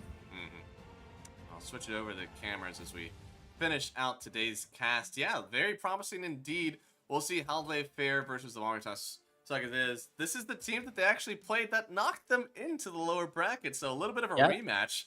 We'll see if they learned anything from that one, because Infinity, they're on a tear, and that is definitely not a raid boss that you're excited to see in the grand finals. But there's only one slot for SA, so where other regions don't actually have to play the grand finals, we will be playing our grand finals tomorrow.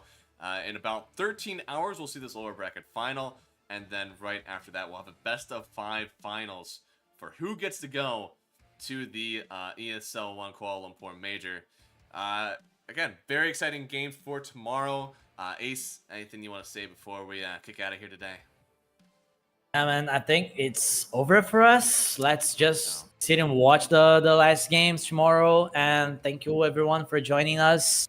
Thank you, Matt, again, for being here with me. And that's it. See you guys. Who knows when? Yeah, who knows when. Hopefully soon. Hopefully. hopefully soon. Hopefully you'll see us again. And of course, also I enjoyed casting with you, Ace. Had a very fun time with these closed qualifiers. Get back into the SA swing of things. And yeah, if you liked how we were casting today, please let us know. My name is Math Magician. His name is Ace. If you hated what we did, I'm Capitalist and he's Fogged, and you should let us know wherever you're able to on Reddit or something. But that as well, it's for us. You'll be casted by Malam and Epi. I love them both. I'll be very excited to hear them cast tomorrow. Hypecast. Hypecast for sure. So thank you all for watching. We watched some great games today. Hope to see you back tomorrow.